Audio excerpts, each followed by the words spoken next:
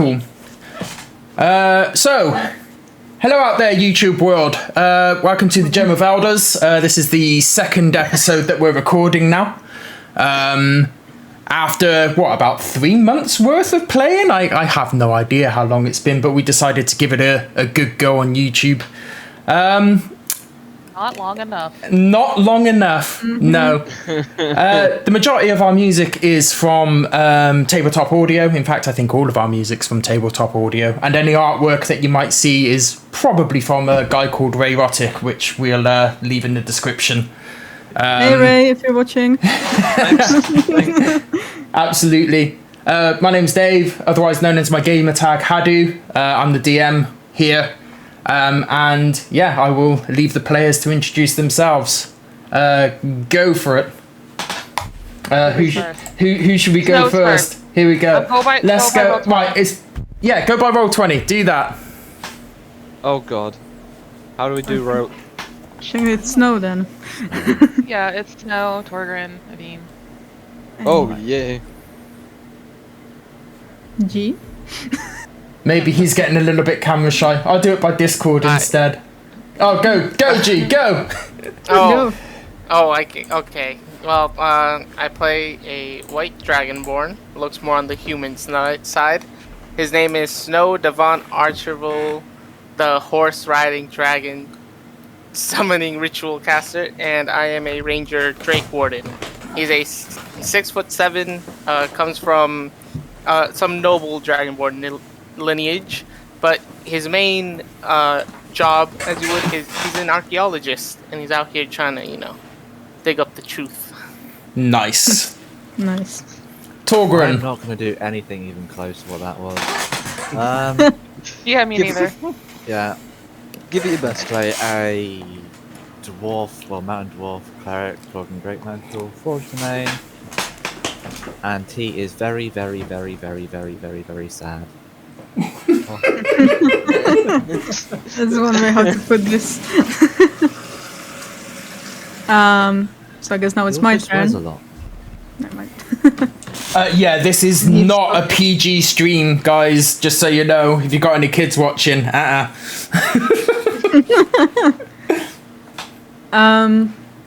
yeah, I'm Amlo. I'm playing Dispater Tiefling, as it is traditional for me to play Tieflings.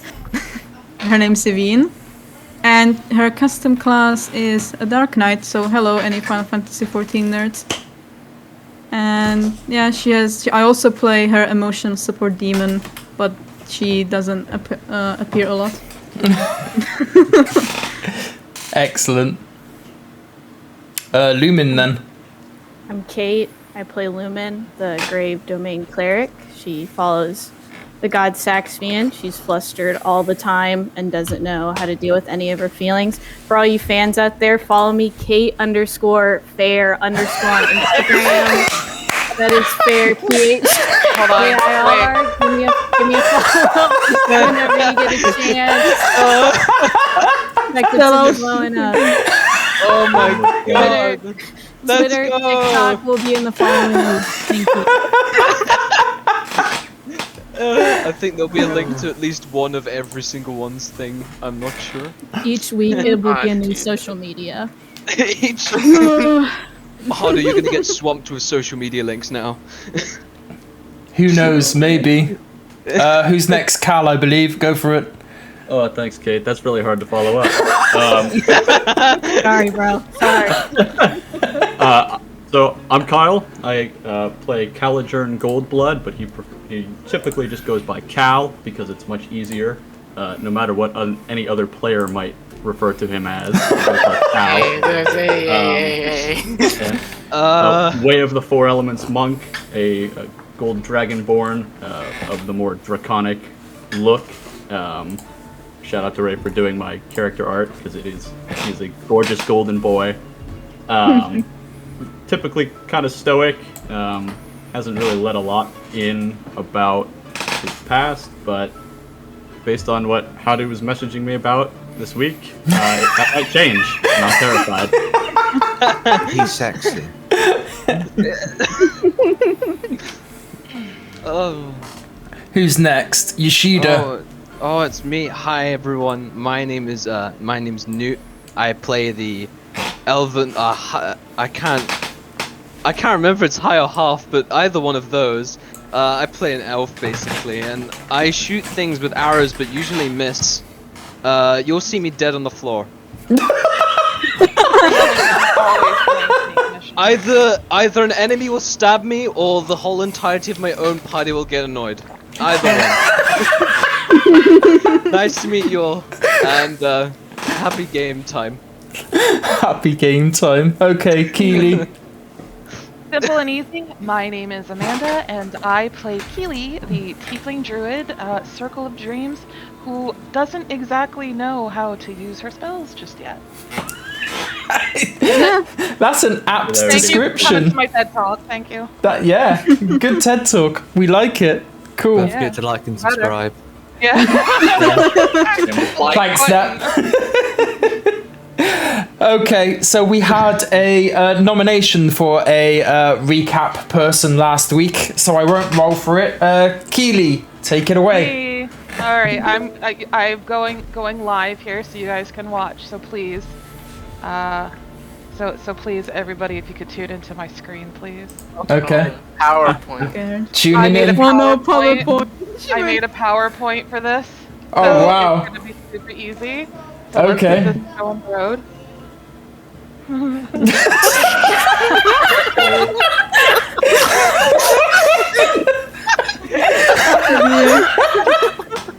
Why?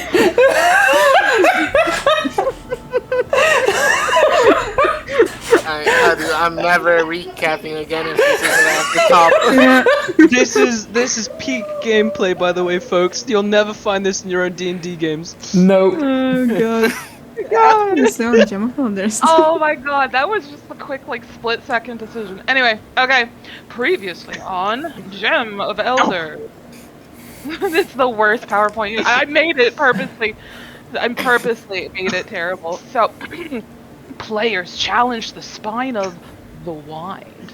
Lumen began succumbing to the disease known as wind rot. Ivinnes grew frustrated, and Torgren fell to his death.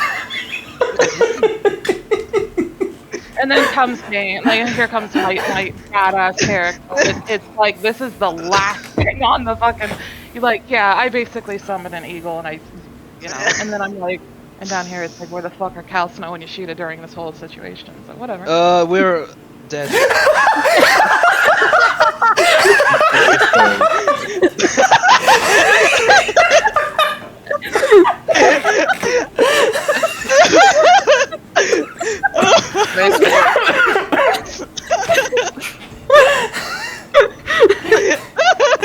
Oh my god. Oh god. Okay. Can I just point out this well that she said that whilst we was on our first break and after I left.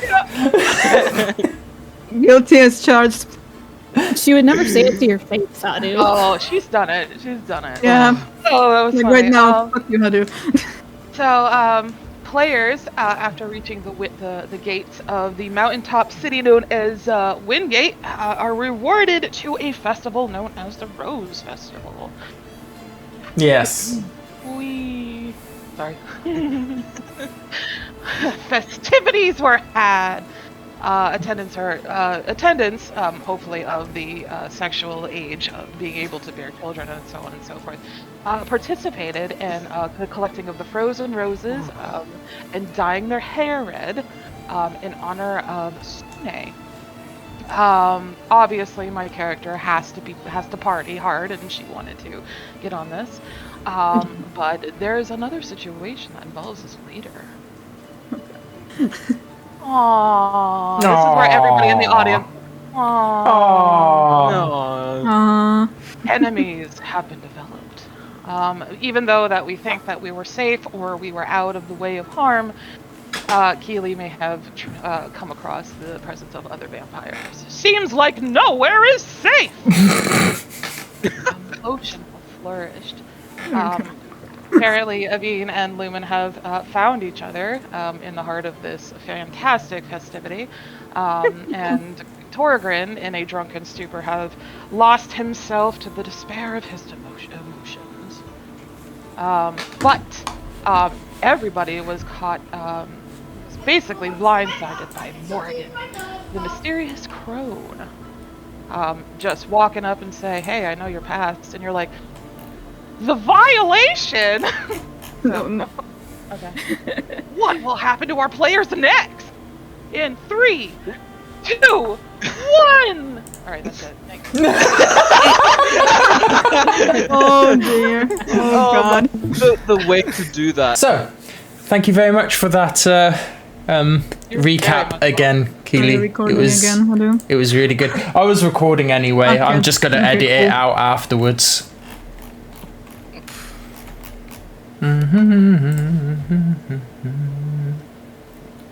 Cool. Edit the bit Yeah, out that you that said is edit out good. as well. Oh, I will make sure that I edit that part out. Don't worry. And this part here where we're saying we edit it out. I will edit this part out where it says that I need to edit it out. Thank But you you for need to creating me edit- more work. You need to edit out what you just said though, because you said you need to edit that out though. Oh, for fuck's sakes, just shut up, alright? Oh, maybe you have to edit that one out too. We just keep it all in. Just keep it all in. I mean, it would be easier at this point. Anyway, we join the party again in the dead of night in Wintergate. Those have gone to bed and were in the rested slumber of the night. We join ourselves with Ivinnes. Oh. Uh-oh. So, this one's going to be a little bit of a while, but I'll give you the option. Private VC, or let's just get on with it. You know what? Let's keep it in so that the party knows what the Let's fuck's just get happening. on with it. Okay, Let's I just get like on your with it. style.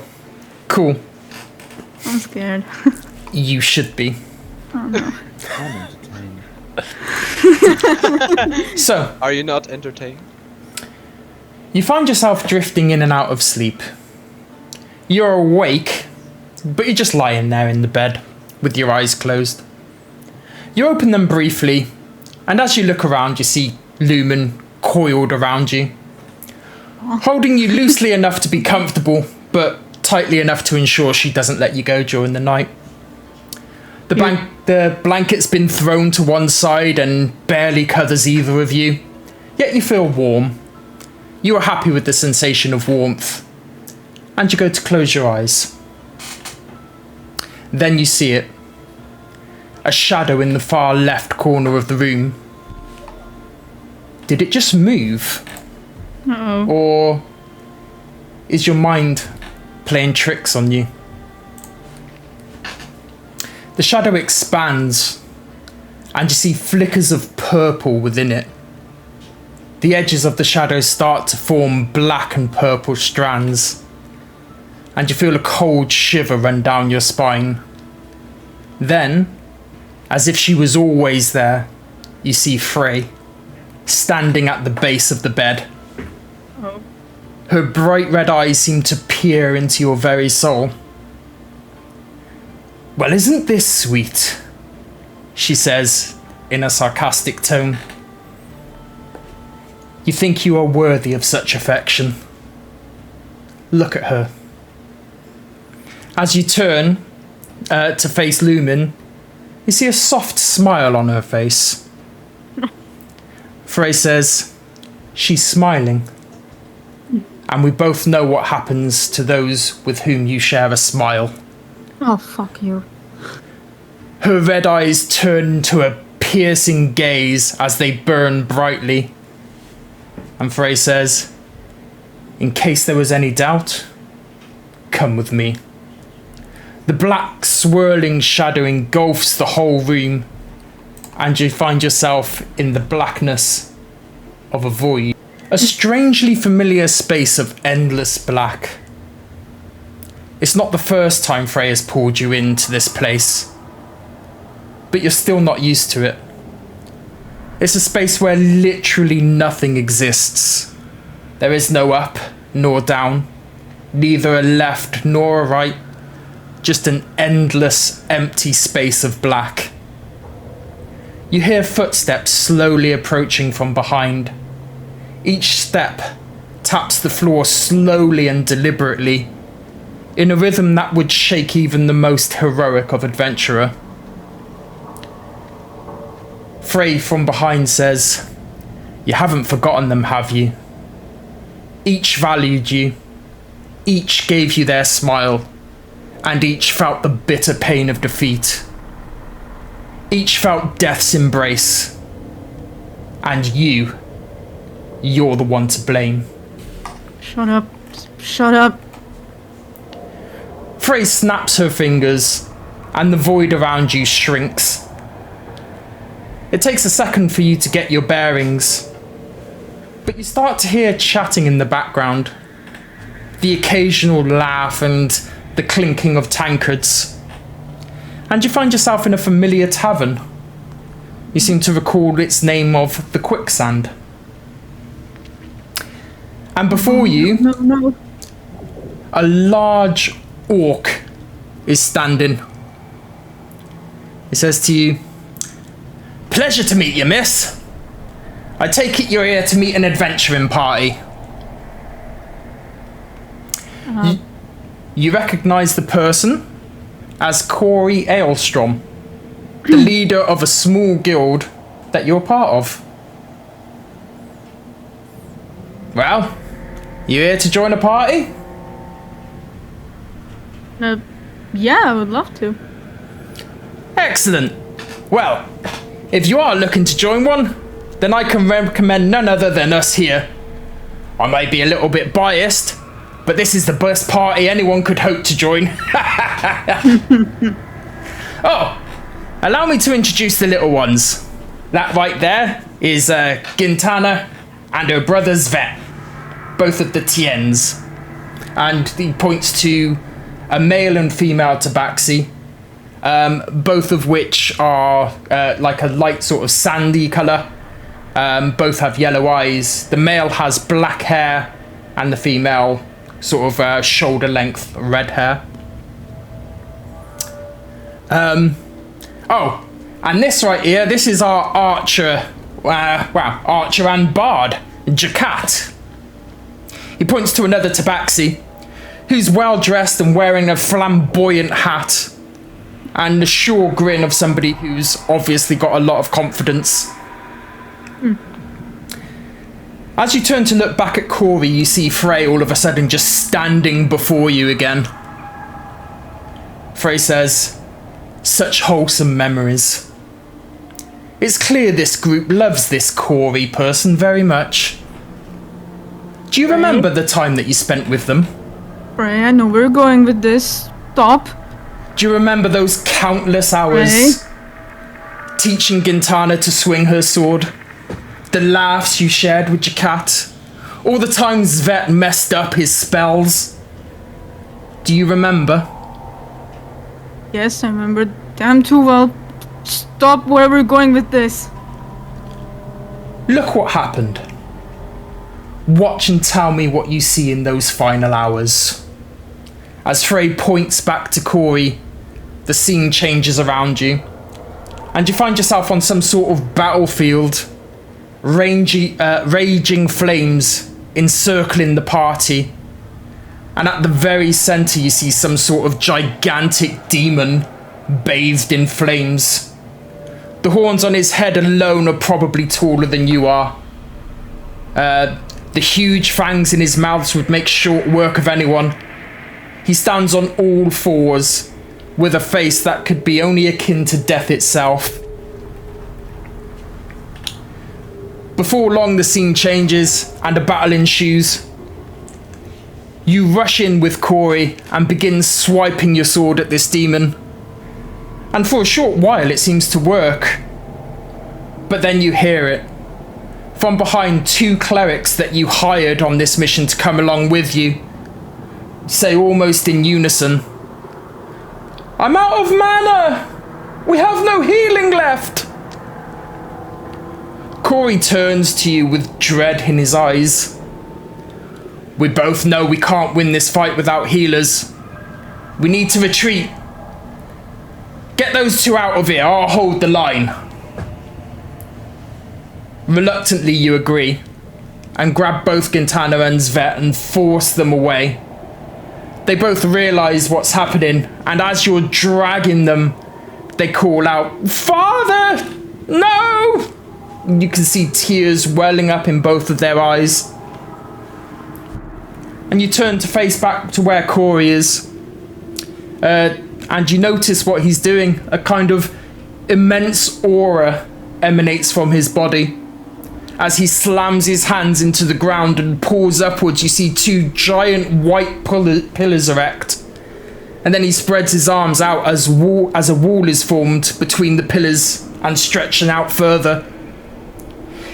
Corey holds his ground whilst huge balls of flame barrage the walls one after the other, relentlessly bombarding them, yet Corey still holds. You turn to run with the others. After all, it's the least you could do. That's what he told you to do. But that's when you hear it. The loud cracking sound as you turn to face the inevitable truth. You see Corey turn to face you, his arms stretched out with a thumb up. You see a giant smile on his face as he mouths the words, "Look after them. All of them." As he says so, the flames burst through the wall and completely encapsulate his body. And the last thing you see is his smile disappear into flame. The flame rushes forward, and you instinctively put your arm up to cover your face. And you close your eyes as the flames around you feel cold. You slowly open your eyes again to see snow. Some of the flakes glitter red. Embers of the flames, perhaps? No, it can't be. It's a different shade of red. You find yourself outside, and as you regain your bearings, you look around, but all you see is snow and mountains. You think to yourself, Thunderhand, maybe? And before you again stands Frey, the black and purple swirls of the abyss flickering around her body. She says to you, "You know why you're here, don't you?" Just trembling, not answering, looking away from her. "You know why you're here, don't you?" Yes, I do. Can you just give me one night of peace? Peace? You think you're worthy of peace? Don't make me laugh.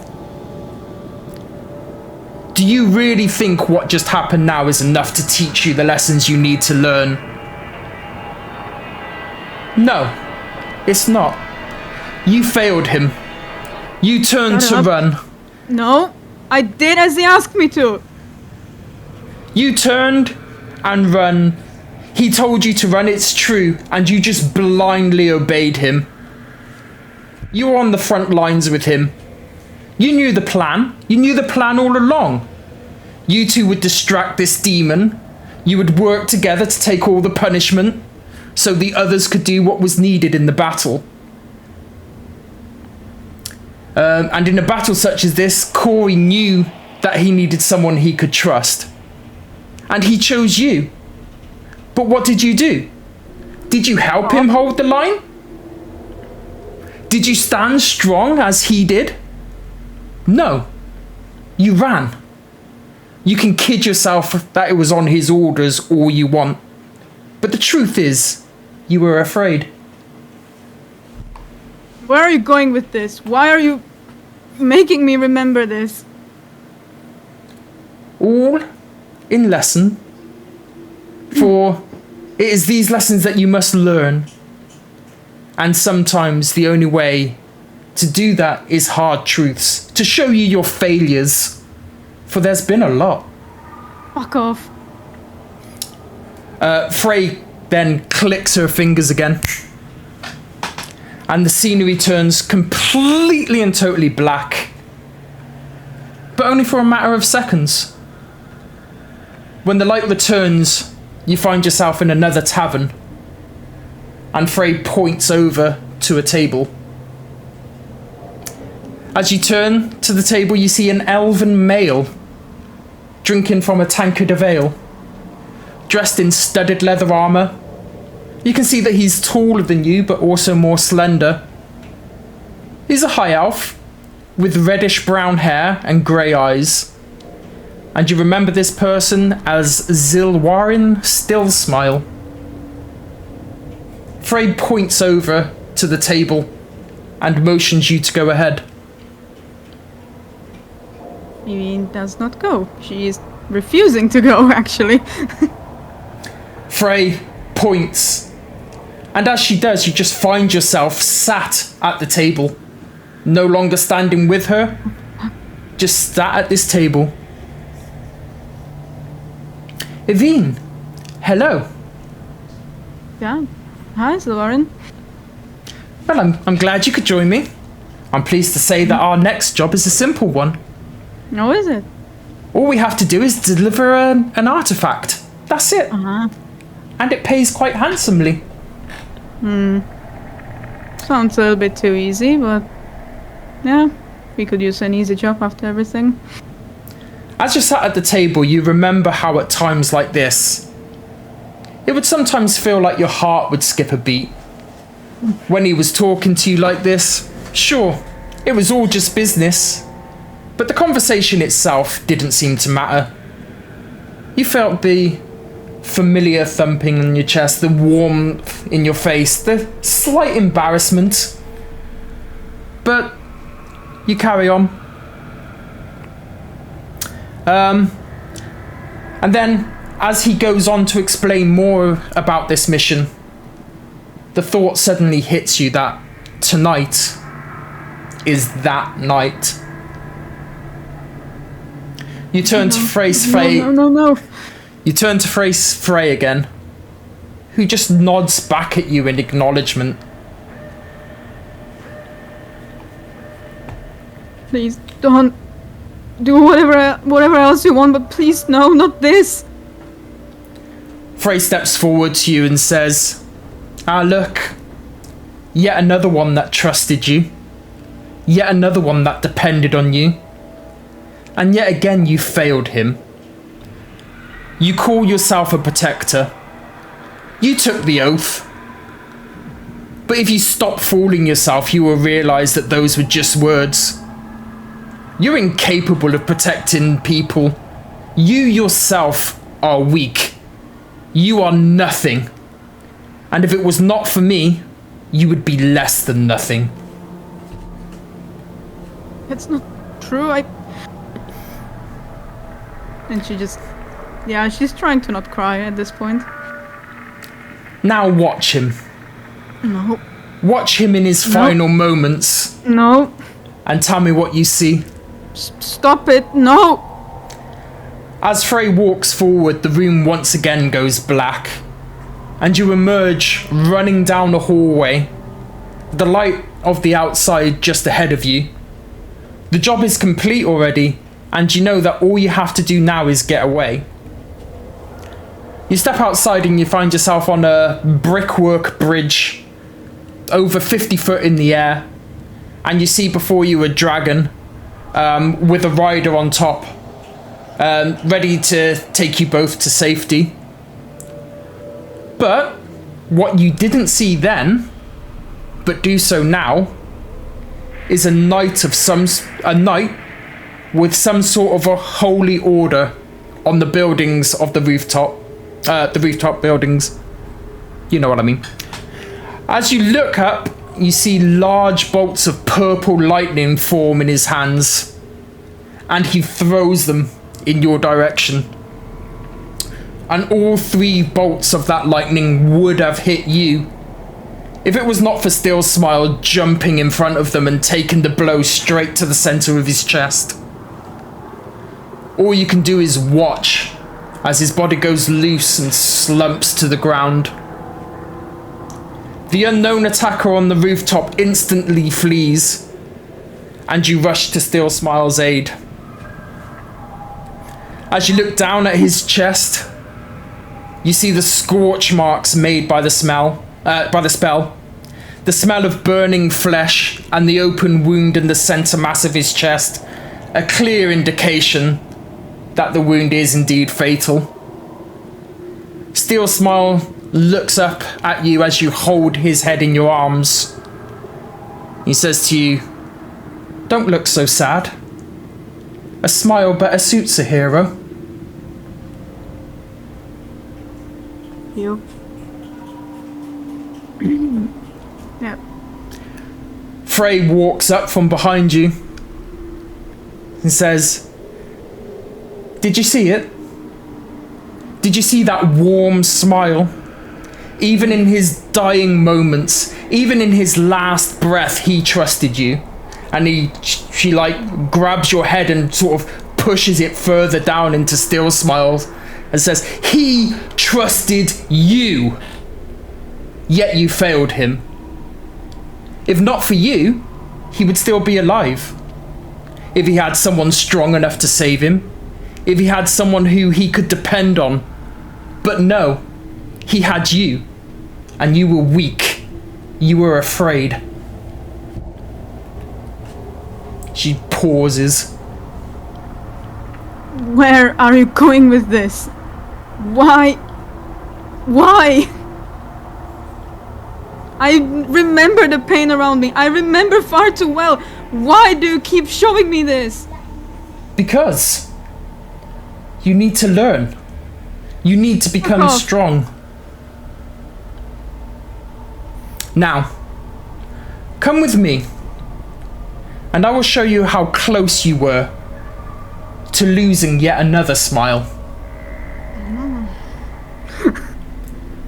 The shadow of the void doesn't wisp around you this time.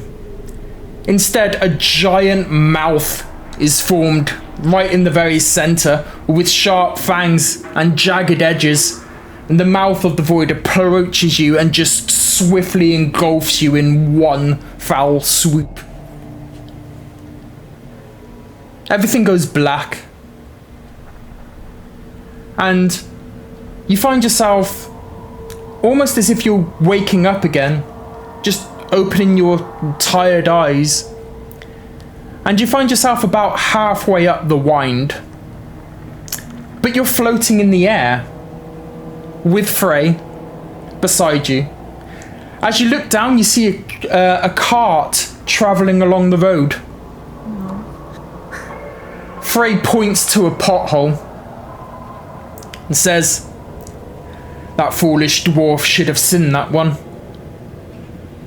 The wheel of the cart buckles and shatters as it makes contact with the large pothole in the ground.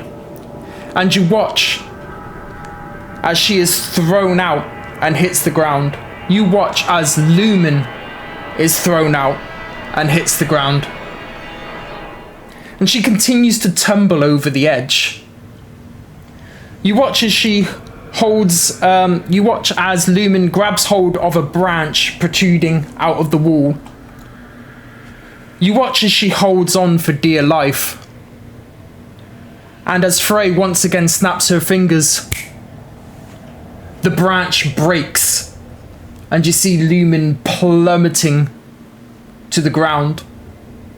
In an instant, you're in the air this well, falling down behind her.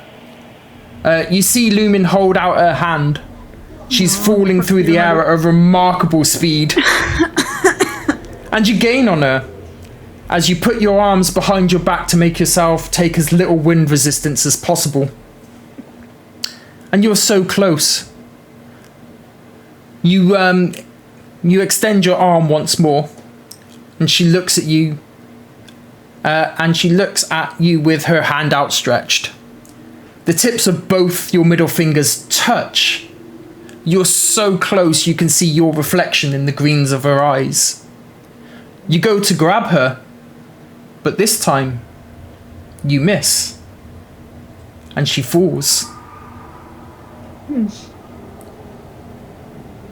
Before you know it, you're on the ground beside her, holding her head close to your chest. She looks up at you, bleeding out the mouth and a single tear in the corner of her left eye. Lumen says, "You tried. Thank you." And she closes her eyes. That single tear trickles down her cheek and falls on the floor below. A bitter reminder to the events that have just passed. Ivinnes is just sobbing, like uncontrollably, holding her close. And Frey once again just appears beside you. Says, all of these events had a common theme. They all trusted you. They all believed in you. And you have failed each and every one of them. You really think you're strong enough to protect them? Do you really think that you're strong enough to protect her? What am I supposed to do? I try everything! Clearly, you didn't try enough. Shut up! Clearly, you're too weak. It's not like you're helping. What do you think I'm doing now? This is help. Your pain, your suffering. This is the only way that you will grow. She doesn't answer. She's just trying to not cry, but failing at it. And as Frey takes a couple of steps back, you awake back in the room that you was in.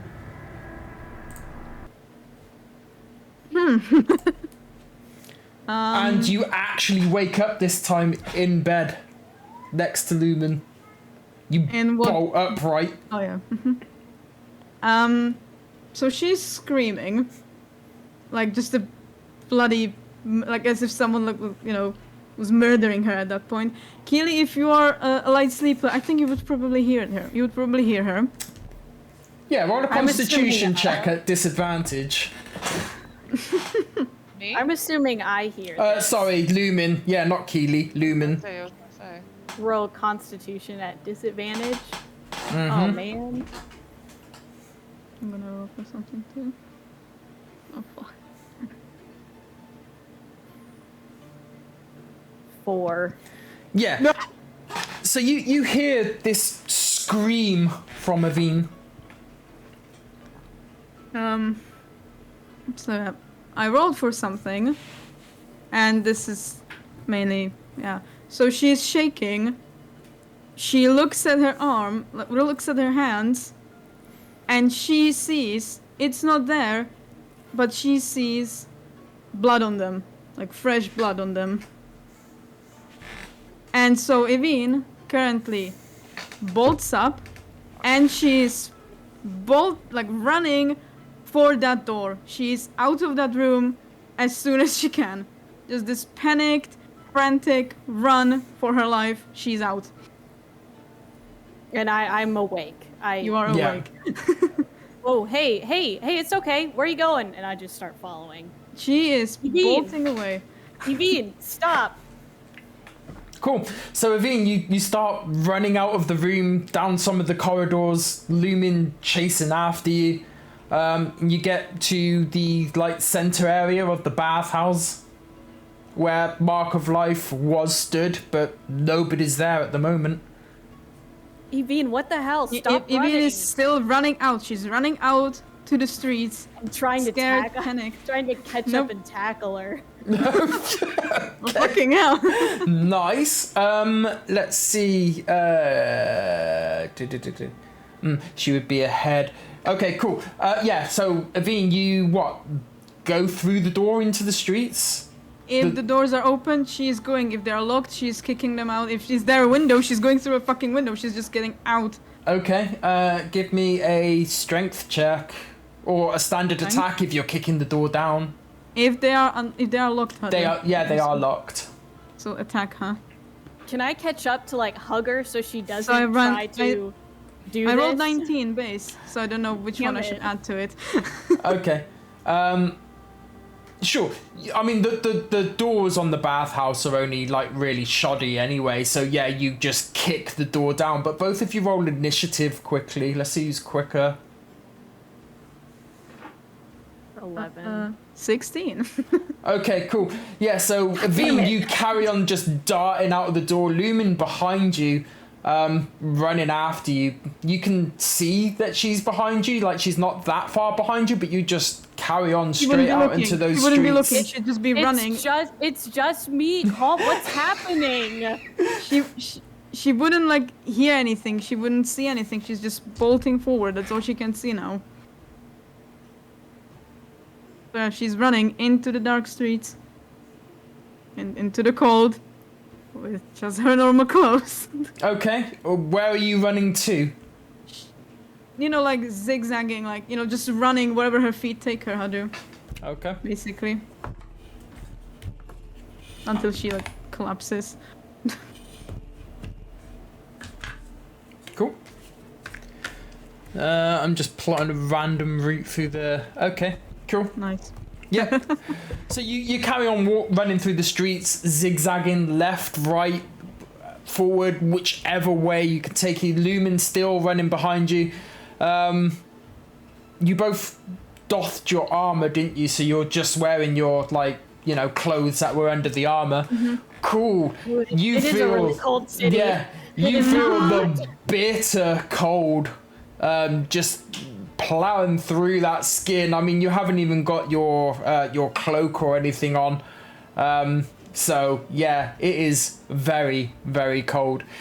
You carry on running, and let's see, Ivine, you find yourself in the Temple District. Nice.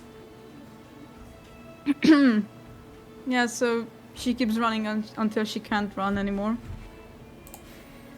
Okay. You carry on running, and you find yourself at the base of a large temple. Outside the temple, you see the familiar sight of a woman hunched over in black robes. Here she is. She looks up at you, sees like the fear and the dread in your face, and says, "Why do you run?" She's shaking, crying, and she just falls to her knees and just sobs. Ah, one is chasing you, maybe? She's sobbing, she's not answering, she's crying. Lumen, you catch up at this point. You see, like, Ivine just on the floor. On the I floor. go and like try to hold her. Like, what's going on? Like, did something happen? The moment okay. you try to touch her, she just flinches. Flinches no. away. So I'm sorry. It's okay. It's just me. And she's like on her knees trying to get level. Mm-hmm. Ivine, what's going on?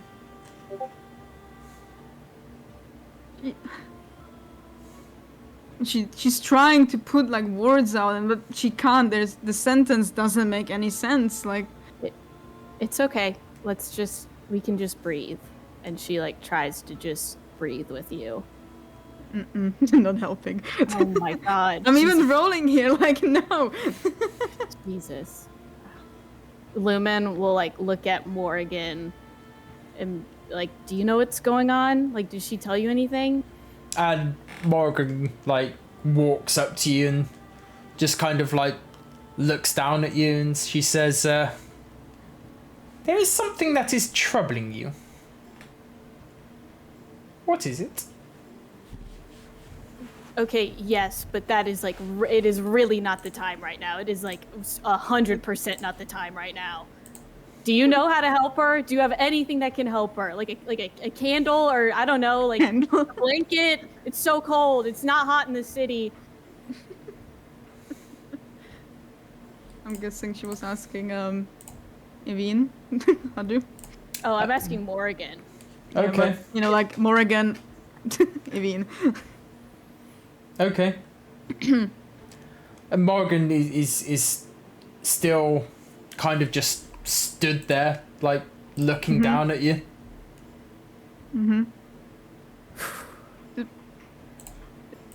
She just won't leave me alone. She won't leave me alone. And you kind of look over to one side, and you see Frey's actually still there, just looking back at you through a shadow. Lumen, you're completely and totally unaware of her existence, but Evine, you know she's there. Frey looks at you and she says, "It's going to snow. Make sure it's not stained red this time." And steps back into the shadow. Evine starts sobbing even harder if that was possible.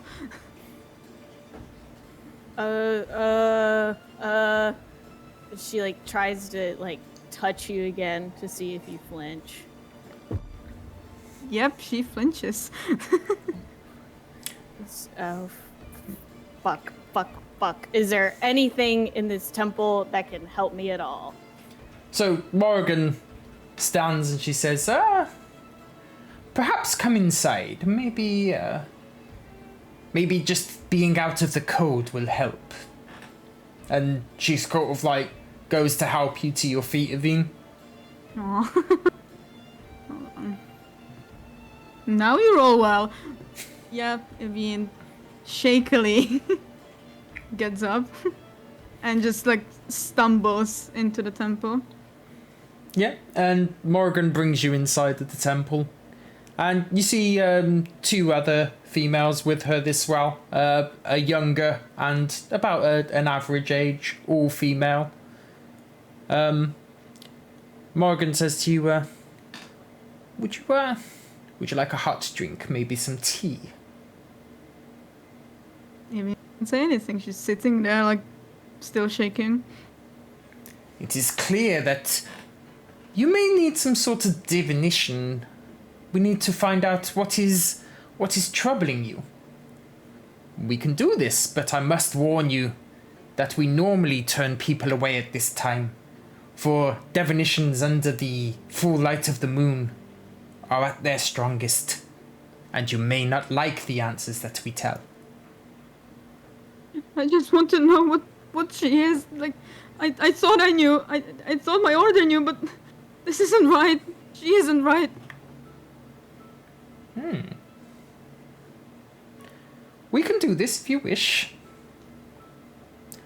And like she sits you down, and she sits in front of you. And as she does, the other two females like sit behind you, and they kind of almost form a triangle with you in the center. And Morgan looks into your face, like deep into your eyes. And she says to you, this one I have mistaken for dual personalities, but it is not a separate personality, but a separate being entirely. This one lives in a space that is everywhere, yet nowhere. She lives inside of you, but outside too. She feels the need to protect you. But to do so, she needs to make you strong. She wishes for you to see your flaws.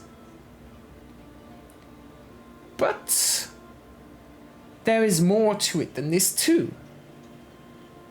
See, she seems to share your very soul. And you have known her before in life. What? Though not this life. Another. I can see one more thing, but it appears that whatever is consuming you does not want me to reveal it. For It seems that the person within has feelings for, and as she says, for, like, the room just is engulfed in pure black shadow. Excuse me? And Frey steps out once more and says, "You shut your mouth, hag." She Amy says, just flinches as she sees Frey, like, no. "Why you do not wish her to know this?" Frey turns around and says, "This is from a lifelong past. It is not this life. Yet, you are still joined. This is true. Why do you not wish her to know that you once loved her? That you still love her?" Frey once again says, "Shut up! Shut up now!" "I cannot. All I can do is tell truths as brutally and as honestly as possible. For I am a healer of the soul. And for the soul to be at peace, one must know truth." Frey looks at you and then just sinks back into a floor of shadow. Thing out. How am I supposed to react to this? Okay.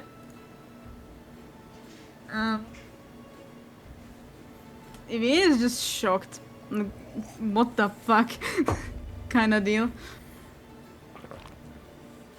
Now it seems that you may know it all. Feelings for you she still has, but I sense that she doesn't impose to whatever this is, and kind of points to Ivinnes and Lumen.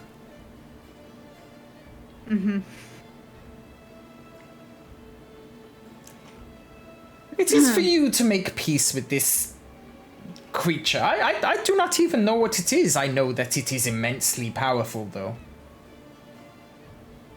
Like, how powerful? And to be honest, I think under the wrong conditions, even gods may struggle.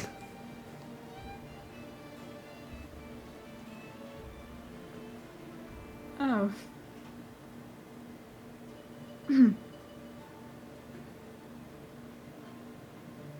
Could I stay here for the night? I'm scared she might course. appear Of if I step course. outside. Please. And she, like, leads you into a back room where there's just, like, a makeshift mattress on the floor and a sort of loose blanket. She says, "I will get you more blankets, but you will need proper clothing for the morning, for in these conditions, one should not be outside too long without the proper attire." I'll go back and get it. I can bring it back. Ah, then please do so. The temple is open all night. Yet, as I say, we rarely do definitions under the light of the moon. I'll go. Can you just take care of her? I'm gonna go get everything. That I can.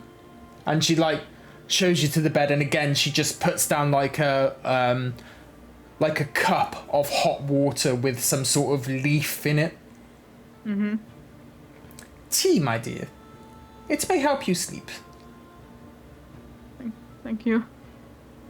And then she cautiously sips it. Excellent. And Excellent. sleep overtakes you once more. And that's where we'll take our first break. Fuck you, Haru. I'm not even waiting until you get away. You're Fuck welcome. you. Fuck you. Fuck you. Hey. Is this gonna be a Yes. weekly thing? That was so It needs to good. be like a Yikes. counter every time she says Yeah. it. Ding. You know what I mean? The fuck you, Haru Hi. counter. I like how he carefully masked Ding. the spoilers as well.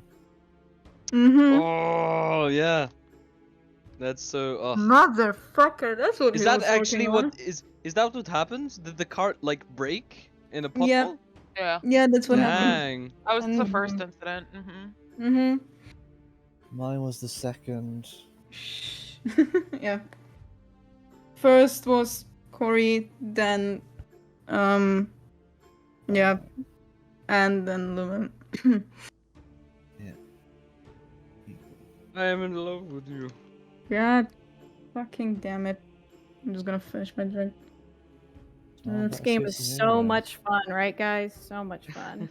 D&D is fun, people. It is. I knew I made that drink. I was with the first one. I was like, "Wait, what's that?" And I was like, "I messaged you like, oh, it's this thing." And the second one, well, when you mentioned the bridge and everything, I was like, and then I was like, yeah. Really cat. Hi, Rebel. I just see a tail, I think. Is that a tail? Yep, that's the Yeah, tail. and a head.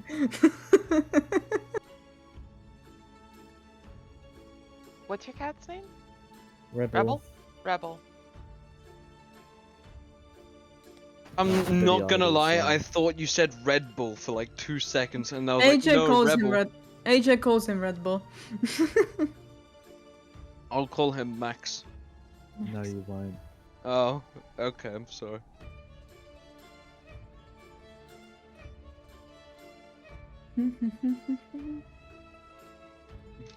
So yeah, enjoy the rest of the session, people. I'm guessing that was Logan that popped his head in very briefly. Like and Guy was subscribe, okay. fans, if you want Yeah. more content like If this. you want more emotional trauma. Yeah. Mana. This little thing here, yeah? That's him curled up on me now. Aww. Look at him. Man, I Comfortable love cat. frogs. Comfortable cat. Just dark blob on your webcam. Yeah.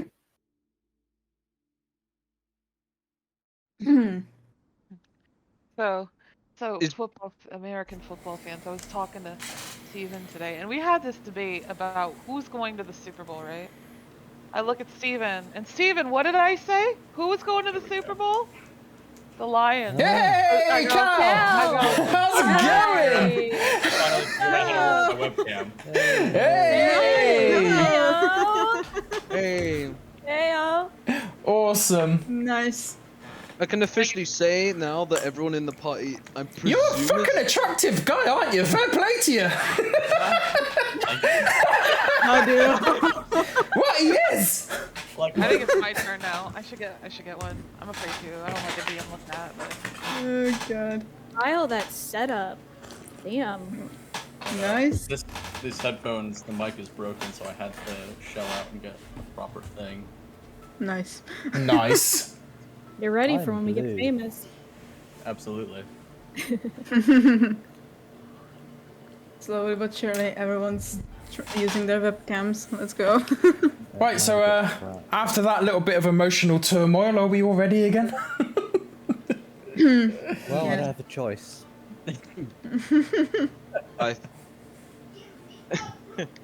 We kind of have to continue on, yeah. Yeah. Yeah. I'm ready. Yeah. I'm gonna. Who I'm gonna doesn't love trauma? I'll get ready. Not me. Cool. Like and subscribe, and you'll get not trauma. We can't promise that disclosure. No. We can't promise that. I guess you're right, but still, less trauma at least then. No, if you like and subscribe, you're gonna get more trauma. That's what these Dang. games are all about. Well, like and That's what subscribe, and you everyone's get your that here tickets seems to hell be to the meet hip Satan. thing now. Yeah, that seems to be the hip thing now. It's going through trauma. Like and subscribe to meet Satan. Dun, dun, dun. Anyways, Okay. let's continue. Yes, let's do so. So, the night passes through. Lumen, you manage to get Ivinnes' clothing and things and take it back to the temple. I Do stay you- awake. I don't go to sleep. I bring everything right back and I stay awake. Okay, so when Ivinnes woke up, it's about 1 in the morning. So if you stay awake there, you won't get a long rest. I can't go to sleep after that. Okay, and I take it you stay at the temple instead of going back to the bathhouse? Okay. Cool. Ivine, roll yeah, Constitution. Give me a Constitution check. It's a check, it's not a save, it's fine. Check. 12. Okay. You're shaken. You've obviously been through a lot. You do get some sleep during the night, but not much at all. Both of you will suffer a point of exhaustion for the morning. Nice. Fuck yeah. And As expected. That's Yeah. 2 for 2 for Lumen. And you two kind of sort of stay awake, maybe talking during the night or something. I don't know, but you sort I of, would have given Evine her space. I would have been somewhere where I was not bothering her unless she wanted to be bothered. yeah. Pretty hands off. Pretty hands off right now. Yep. Okay, no worries. So you give Ivine her space, and you both kind of you're tired. You're not asleep, but you're tired, and your eyes are heavy when you hear the familiar sound of the festival. What? For a second, I thought Frey was like, round 2, bitch! That's tomorrow night. That's tomorrow night, yeah. Ah, don't do that to me. Whew. Okay, I'm fine. Continue on, guys. Of course you are. I'm not. Torgren, you wake up. I wake up. You wake up with a splitting headache. Yep. You are in the room in the tavern. I am. Not sure if you can remember how you got there or not, but Yes, I was awake. I grumbled all the way up. okay. So yeah, you are now awake. You hear the festivities going on outside. You hear the sound of instruments and merriments. What do you do? Well, as I guess slept in everything I had on, so I'm just gonna get up and stumble downstairs groaning. Yep.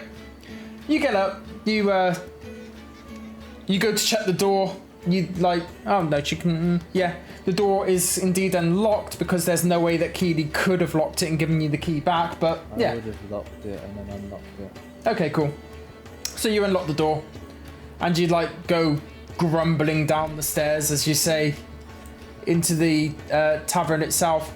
It's quite early morning, yet the tavern is already busy. There's people drinking alcohol already, and it can't be past 8 o'clock in the morning. I mean, early riser. Yeah, absolutely. The barkeep says to you, you're awake. Excellent.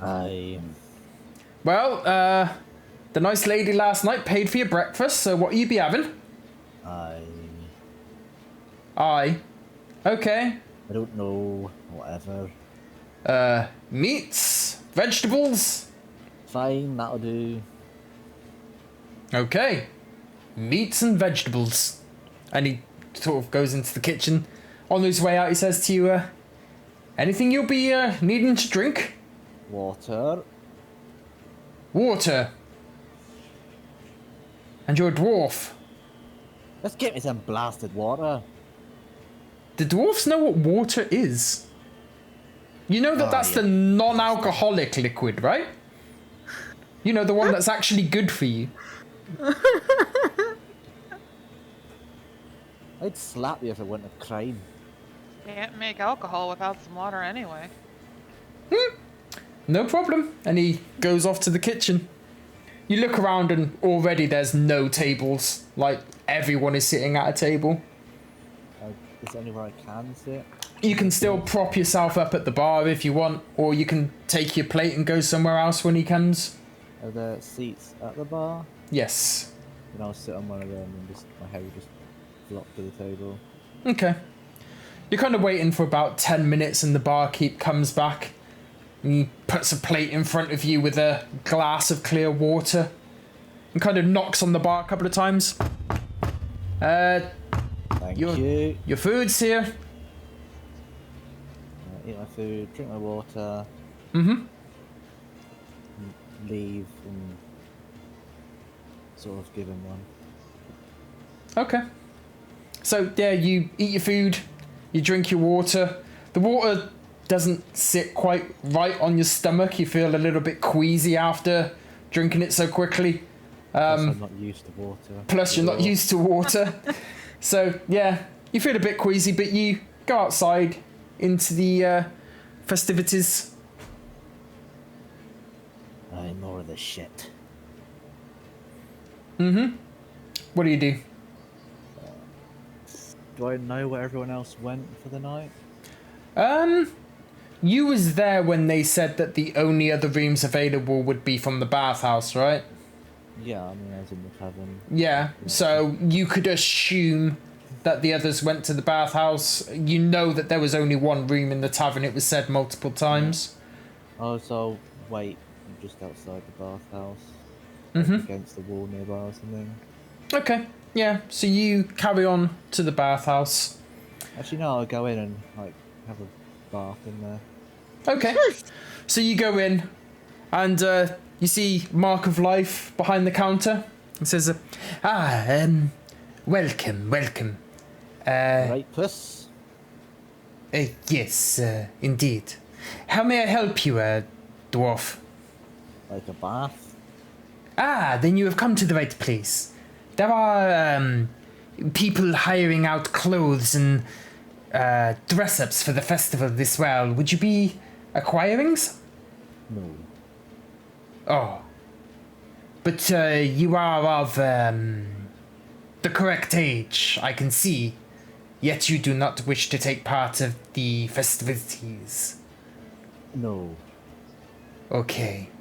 Well, it is clear that Sune may not be with you then.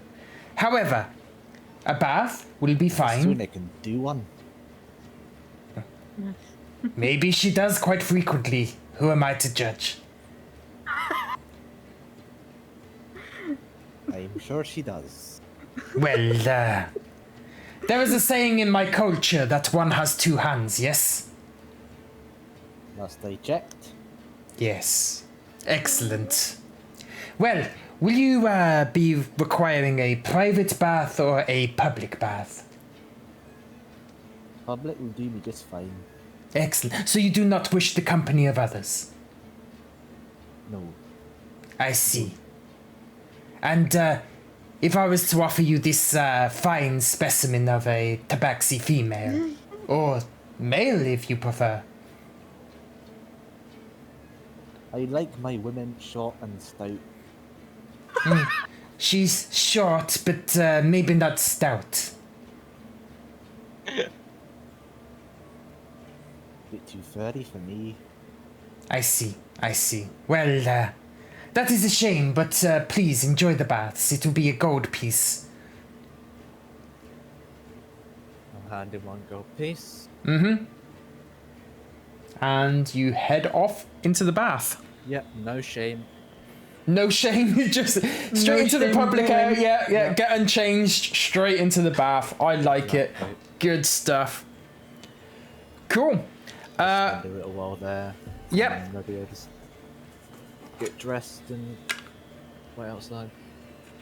No problem. So, Keely, we join you next. Hello. You wake up. You're kind of sprawled out in the middle of the floor with hands of silk by you. Still wearing a robe, but the robe has become quite loose in the night and parts of his manhood are showing. Nice. He's still asleep, and then he sort of opens one eye, and then the other eye, notices that he's a little bit exposed and covers himself back up and looks at you and he says, I am how you say sorry. We do not have much clothes to wear in this establishment. Oh, don't worry. You It's quite normal for me actually. So, I was raised not to be ashamed. It's Ah. something that is not exactly new to me, but it's fine. You would fit here very well. You wish for a job? Maybe if I'm ever in a tight spot, but keep me in the back of your mind. Would you like some tea? And she gets up and she starts like getting together. Ah, yes, tea would be lovely, but I must be starting the work soon. That's fine. It's only a cup of tea. Okay. And he just sort of waits patiently for you to pour tea. All right. So I do that. I do this thing where I don't know how something works, so I just kind of like turn it over a couple of times, and I'm like, So she fills it. She fills the kettle, and then she's like trying to figure out like, how do I do this? So she basically just results into snapping her fingers and doing like create fire. Yeah. Thing. And then she just kind of like holds the teapot over the flame, and she just stands there waiting, and within like, I don't know, seconds, Yeah. she just starts boiling water, and then she, pours tea and everything for him. She kind of like shows that she has had experience with this type of thing. So like, she like sets tea a certain way, she pours it a certain way, she wipes up, she turns things a certain way, and then she sits it on a saucer, and then she hands it to him. Okay. He acknowledges the effort that you're going through to make this tea, and he thanks you. He kind of dips his head a little bit, and he says, thank you very much. It is nice to see tea prepared in such a manner. So she kind of gets on her knees, and she just kind of like sits next to him, and as they're like kind of quietly enjoying some tea, and she starts asking me, so what kind of things do you have at this festivities? Anything I should keep an eye out for? The festivities is mainly about the joining of two people of an appropriate age. The bathhouse tends to let out a fair amount of rooms during these festivities. I'm sure you understand my meaning. I understand. Actually, while I have your attention, do you happen to know if Wintergate has like any particular pest problems or a troublesome neighborhood, some unwanteds of any sort here? Trouble. Well, Wintergate itself probably not, but it is quite close to two other regions where there is said to be troubles. One of which is Farwatch, which lies to the north. And beyond that is a place called Ravenstone Keep. And whereas Farwatch is still a relatively safe place to go, it's said that you shouldn't venture as far as Ravenstone. I see. What kind of things would be there? Either of them. Well, Farwatch was made as a safe hold for the residents of Ravenstone not venturing too far down this way, you see. They are kind of like a,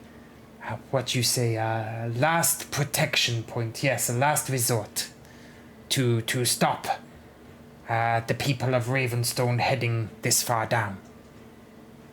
I see. You see, I have not seen personally, but it is said that all manner of creatures reside at Ravenstone. Do you know any type of history of Ravenstone? Like what it once was, or why it turned the way it was? In the histories, Ravenstone is the name of the noble family that took residence there. Yes, it goes back many years. Many years. And the histories have become kind of lost with time. It is said that there are still lords at Ravenstone, but what kind of lords I do not know.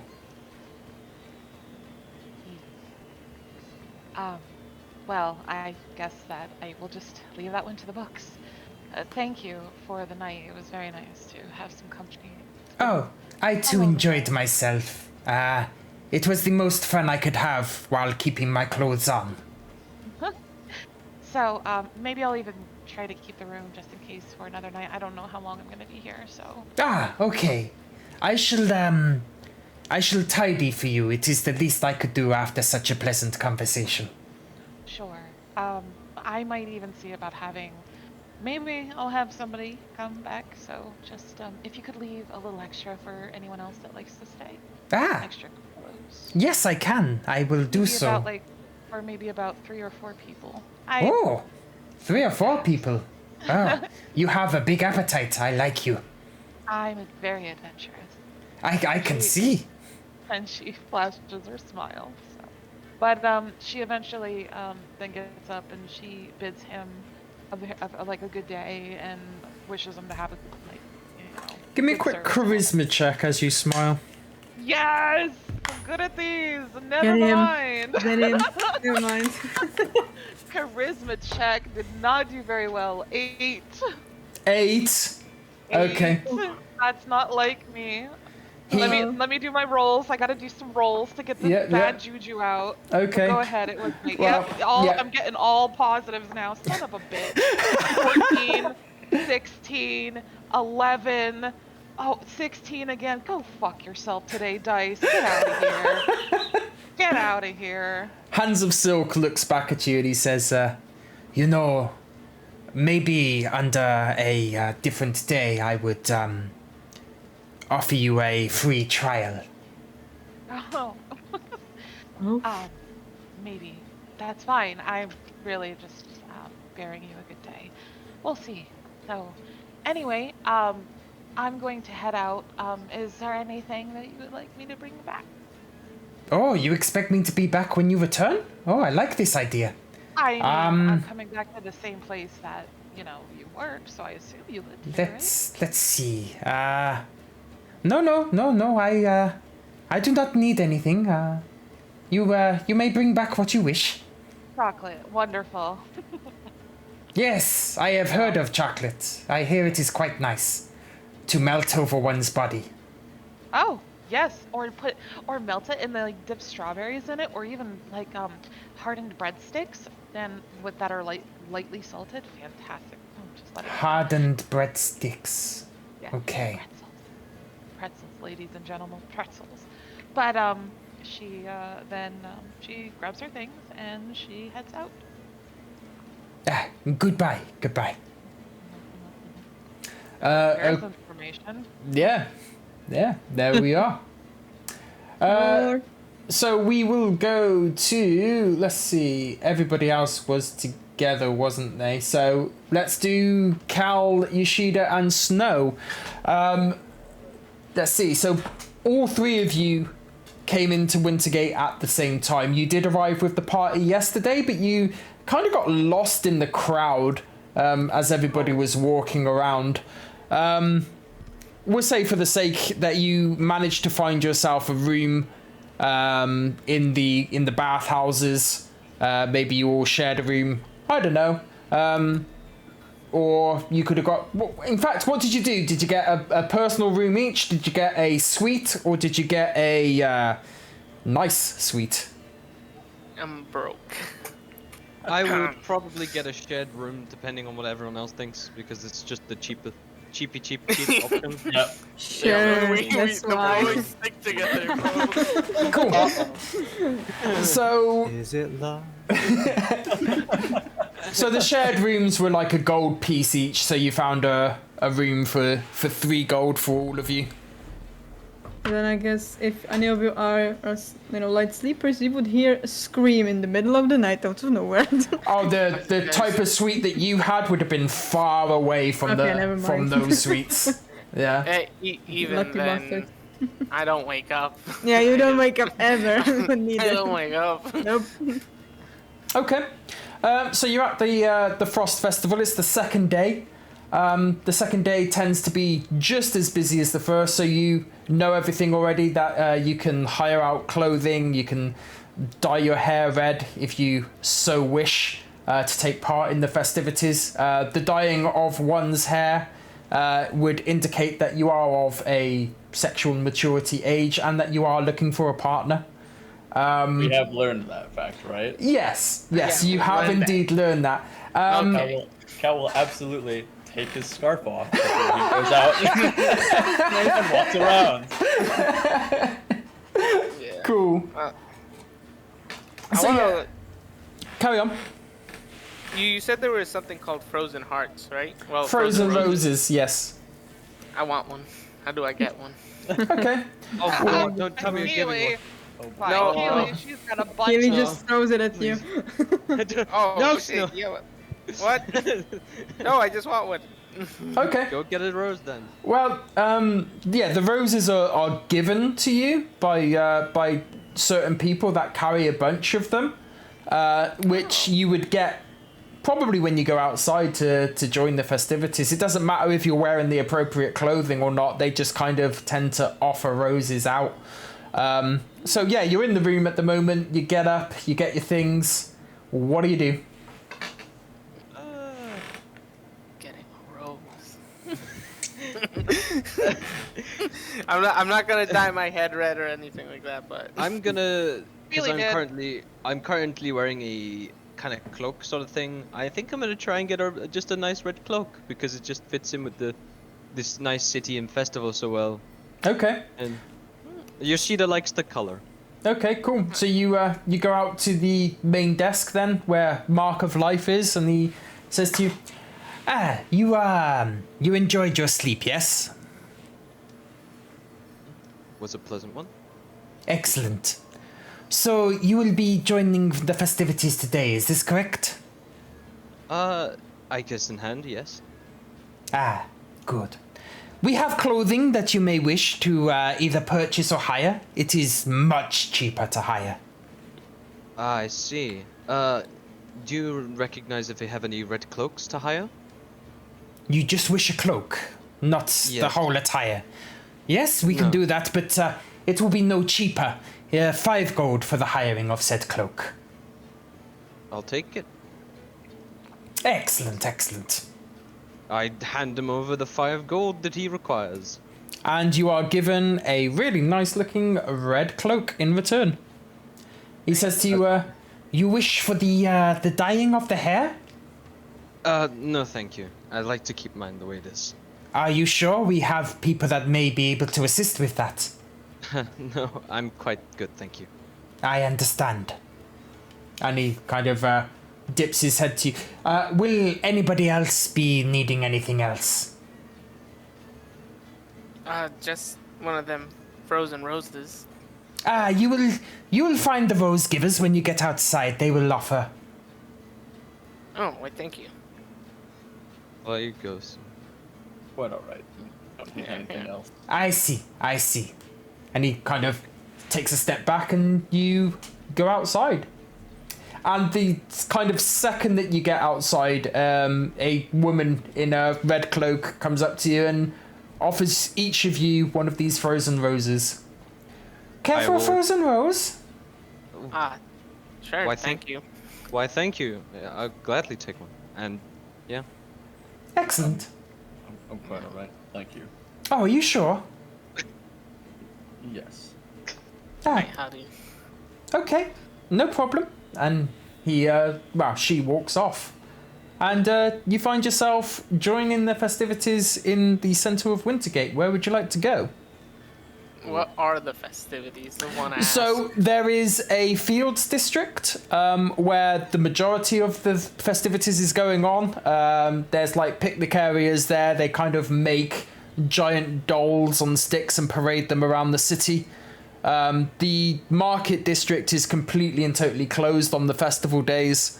So yeah, the majority of it's happening around the fields and the centre square where the temples are. I think I'll head there to the central area, have a look what's going on. since we got a bit lost for the first day. Okay. Yeah. And the rest? I went. Mhm. I think I'm gonna join Yoshida, but I'm gonna be like playing around with the rose, like throwing it up in the air or juggling it. Okay.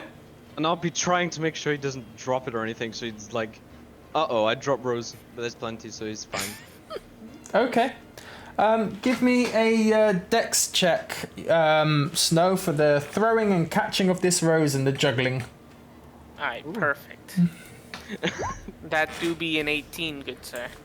Cool, That yeah, is you great. are very acrobatic with this rose. You're throwing, juggling, doing whatever it is that you need to do. I want to know what's happening. Cool. Cal, what are you doing? Are you going with everybody or? He will. More so just to not get separated from everybody. Ugh. From Snow and Yoshida, and we'll just be keeping an eye out to see if he can find the rest of the group, since they did kind of get separated. What Okay. have we seen Torgren since he was at that? Sorry to I was interrupt just you, Cal. I was just gonna about say. to retcon that. Yes, you would have seen Torgren as you came out of the bathhouses. Would he be like Morning, you 2, 3. 3? Morning, Torgren. Hi. I've seen you've had a bath. How was it? Fine. Refreshed. Alright. Well, we're looking to head down to the square if you'd like to join us. I got nothing better to do except find old gold locks, Hmm. who I will keep an eye out for on the way. Of course. Oh, did he get separated from us? I don't remember what he said. Oh, Cool. I was very drunk. Literally, as you're about to walk off, you see Keely come out of the bathhouses this well. Good morning. Hey guys! And I, Morning, she lass. glances up, and her hair is a nice dark rose red. And she says, "How are you guys enjoying it? Are you having a fun time?" I mean, I already hired a cloak, so I guess I am. She like looks down to Torgren, and she kind of like eases her voice, and she's like, "How you feeling?" I've been better, but I've been worse. She doesn't. She just stares at him for a little, like a second too long, just kind of like taking in what he said, like, but also giving back a look of acknowledgement. And she says, "Well, I'm glad you're here. So, how about it? Well, you I'm guys glad want you to? are. Do you guys want to go out and find something to do? Oh, we were just about to head down to the square and have a look around, if that's alright. Okay, yeah, let's go." And then And- she like, yeah. You'll go Have you down to the seen square. Ivinnes Nightmare, out of curiosity. Yeah. I mean, Seems I like thought somebody they were else here, is but apparently She chuckles a little bit. She's like, I think that they are having, I don't know if you've noticed, we may have lost you before this, but, they are enjoying each other's company. you're playing. I see. Ah, She Oh, like well. takes one of the without frozen us. roses. Yeah, she has one of the frozen roses, and then she like kind of Oh. puts it up to her nose, and she's just spinning it as she's looking at him, making eye contact. Like, you know what I mean. Tolkien just very bluntly says they kissed.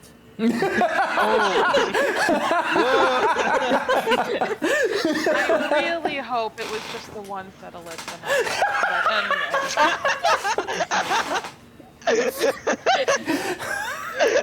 Oh no!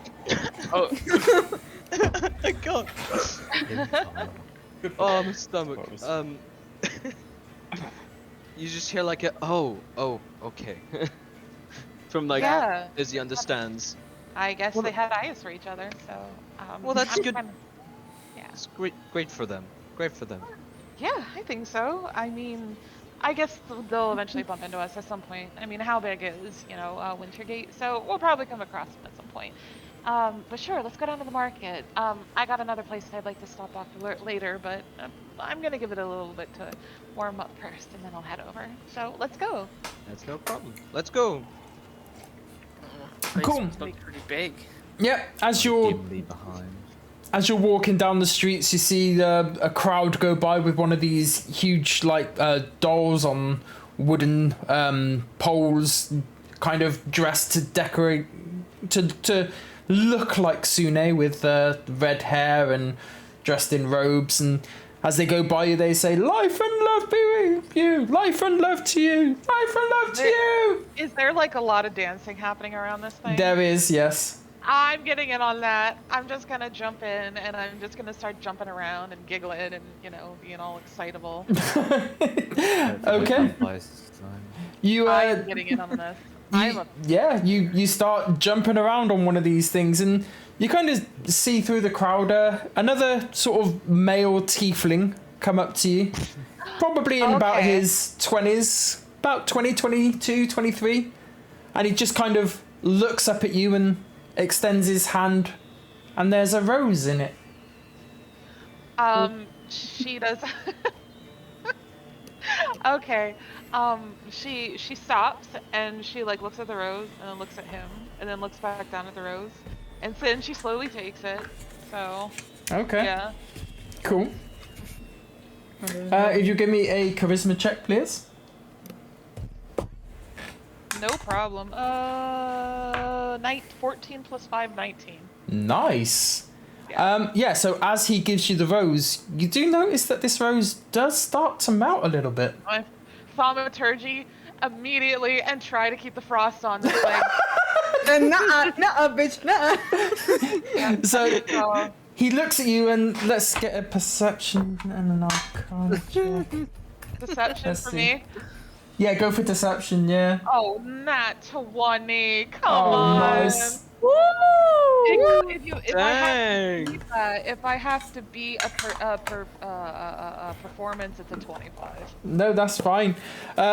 So yeah, he offers you the rose, and the rose does start to slowly melt, but you manage to catch those bits of frost and get it back together again with your thaumaturgy. And like you could see the biggest smile on his face turn into the saddest frown as he realizes that it's failed. He doesn't take the rose back as some do when it fails. He just walks off. Aww. And she's just like, sorry. And she's just like, she just kind of like troughs it behind her a little. No, actually, I'll hang on to it. But she watches him. She watches him. She's like, sorry that happened, and she had to lead him on like that. But she's like, Sorry. Quick question, Hadu. How do these roses look like, actually? So the rose is like closed as it's in frost. So the bulb of it is actually closed, and it's the stems there's a single leaf on each stem, and if the rose does melt, it blooms as it does so. Oh, Okay. that's what I needed to know. Like, I was like, how does hard. this work? And I was like, oh, okay. Okay. Okay. I'm gonna try. Thank you. You are welcome. yeah, but no, I keep. You know what? With every rose I get, I'm gonna keep it. Yeah, All my roses. do it.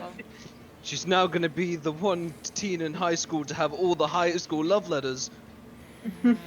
So yeah, you kind of carry on walking and dancing down this street. Let's see. She is a woman to be yet to be tamed. Okay, cool. As you carry on walking down the street, Keely, you notice the familiar sight of this hunched woman wearing a black cloak, the elderly lady, kind of walking in a direction that would like intercept you and your group. You know that she's already spoken to you, but none of the other three know who this is. She hasn't encountered them before. I do. Oh, sorry, I Torgrim know. does, yes. So I look at her. I guess does she keep on? Does she see me? Is there eye contact or anything? Yeah. So she's watching as she walks through, and she does notice you, and she kind of all she does is give you a little nod. The same with Torgrim. her festivitous mood has slightly dampened a little bit, but as she's walking with the guys, she happens to catch him and says, "Hey, I gotta go somewhere as I mentioned earlier. You guys just go have fun. Here, just go." She just gives each of them like about 5 gold each. I'm actually gonna deduct that. Oh. Go have Thanks, fun. Mom. Go have fun. Here's our go have fun. allowance. Mom. I will. Hold on. That is. I'm at 5. It's minus 15, right? Wait, how many are with us? 1, 2, 3, 4. All the guys 4. 4. Okay, so it's minus 20. That's all. You guys go have fun. I will catch up with you later, okay? Okay, see you later then, Keely. And then she breaks off, and then she kind of like keeps many paces behind this. Right, okay. Torgrin. I sink to the back. Of the You we sink to can the tell back of the that, group. Shoving them forward. Well, Roll a perception check and stealth, Torgrin, if you want to make it less obvious. Okay. Roll disadvantage, let's go. Well, oh wait, do I roll perception? Yes, please. maybe go for my character sheet, but that's... Another 18. I mean, that's higher than whatever I rolled. Okay, cool. So, yeah, Snow, you're kind of eagle-eyed about this, and you notice Torgrin just dip back a little all of a sudden. I'm like, what, Torgen, what's happening? Why are you back then? Why did Keely leave? Breaking the wind a bit, you know. Breaking the wind.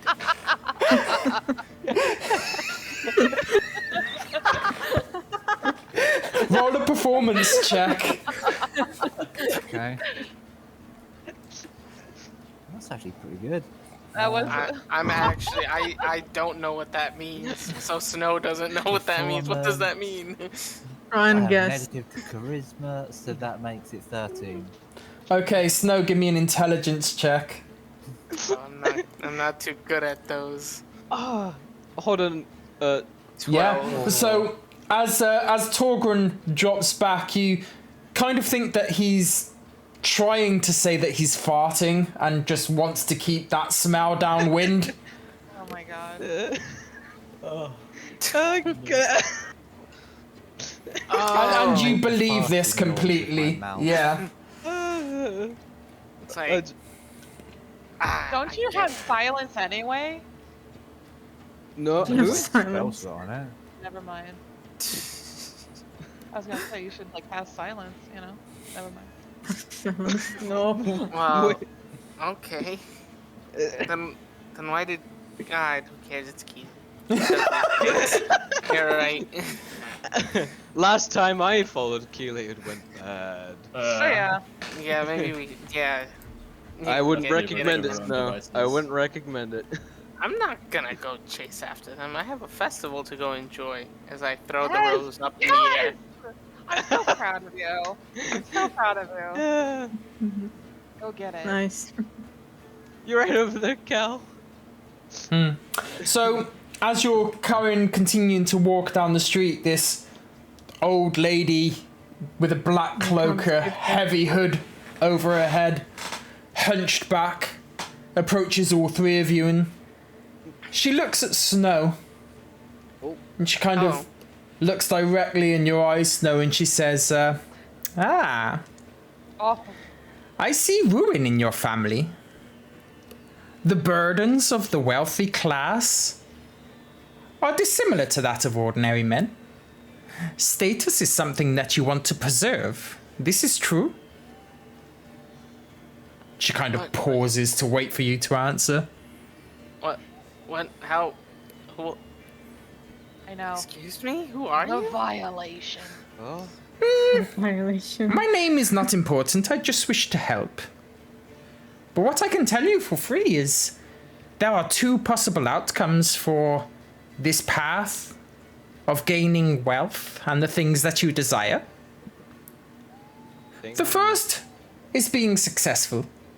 You will accumulate your wealth, you will help your family. And the second is death. But if it's your own death, or one of your companions, I simply do not know. And she immediately looks away from you. Wait, what? Snow? It's brutal. Joey. And then, like, she goes to walk off, and as she does so, Yoshida catches her gaze, Uh-oh. and she looks directly at you, Yoshida, Oh. and she says, "Ah, you talk a lot. Perhaps it is to hide how you truly feel. Yes, What? I believe that to be the case. Your consistent whining is merely a cover to hide your fear. What fear? The fear that you have failed. The fear that you have failed the one that you call master. A monk of few words he was. And in his company, you were much the same, yes? You were more of the peaceful type. How did you know about him? It matters not. But let us not lie to ourselves. You did indeed fail him. You could have... Well, you saw that he was waning during his battle. Yet you did nothing. You did not try to take the beast that he was fighting away from him. You simply allowed him to die. Accepting your mistakes is the first way, and indeed the only way, that you may move forward. The only way to the peace that you once enjoyed. You kind of see this shit kind of like study, but it's like, but I killed that beast with my own 2 hands. I know I did. Maybe you did, but not before he killed your master. That is your failure. That is what you cannot accept. But accept it you must. You did fail. She goes to walk away. And as she does so, she turns back to you and she says, as for your sister, she had a chance once. But you missed it. You are indeed full of failure, aren't you? And carries on walking. But what? Hey, old lady, that's not Snow? cool. That's not nice. He tries to like interrupt Snow so he didn't stalk. He's like, Snow, just don't worry about it. She like heard that and she just kind of turns back and says, yes, but accepting one's faults is the only way that they may once again find peace. And then she sees Cal in the crowd. Cal, You can't escape. run. You can't escape. Run. Run. Run. Impossible. You can't run away from Morrigan. I'm trying to save you. And she turns to you and she says, ah, another one today that hides from his truth. You're done. You're done, son. You sought out adventure in order to improve yourself. This is true?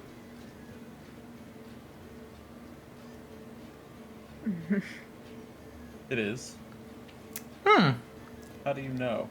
But is that really the case of why you are with this adventuring group, or are you merely running away?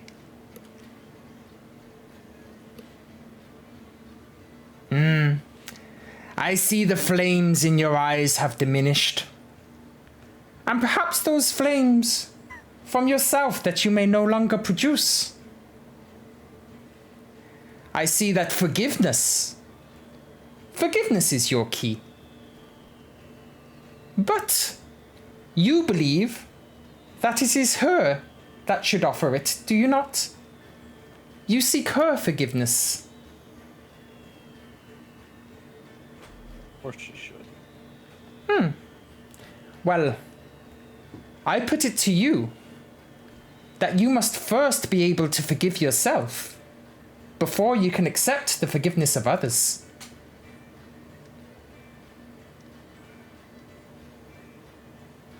That I just can't do. Then you will be forever burdened. You will no longer be able to produce the fire that you so wish to achieve? And how can you face her without knowing yourself, without forgiving yourself, without accepting yourself? Shake his head. It's better that I never face her. It is only you that believes that. How do you know that is how she feels? What can I say? How could she not do what I did? Well, maybe, just maybe, you will get the chance to find out. And she like points back behind you. And you turn in the crowd and you see a woman standing on a corner, her arm wrapped up in a bandage. She kind of looks at you and turns and then walks around a corner.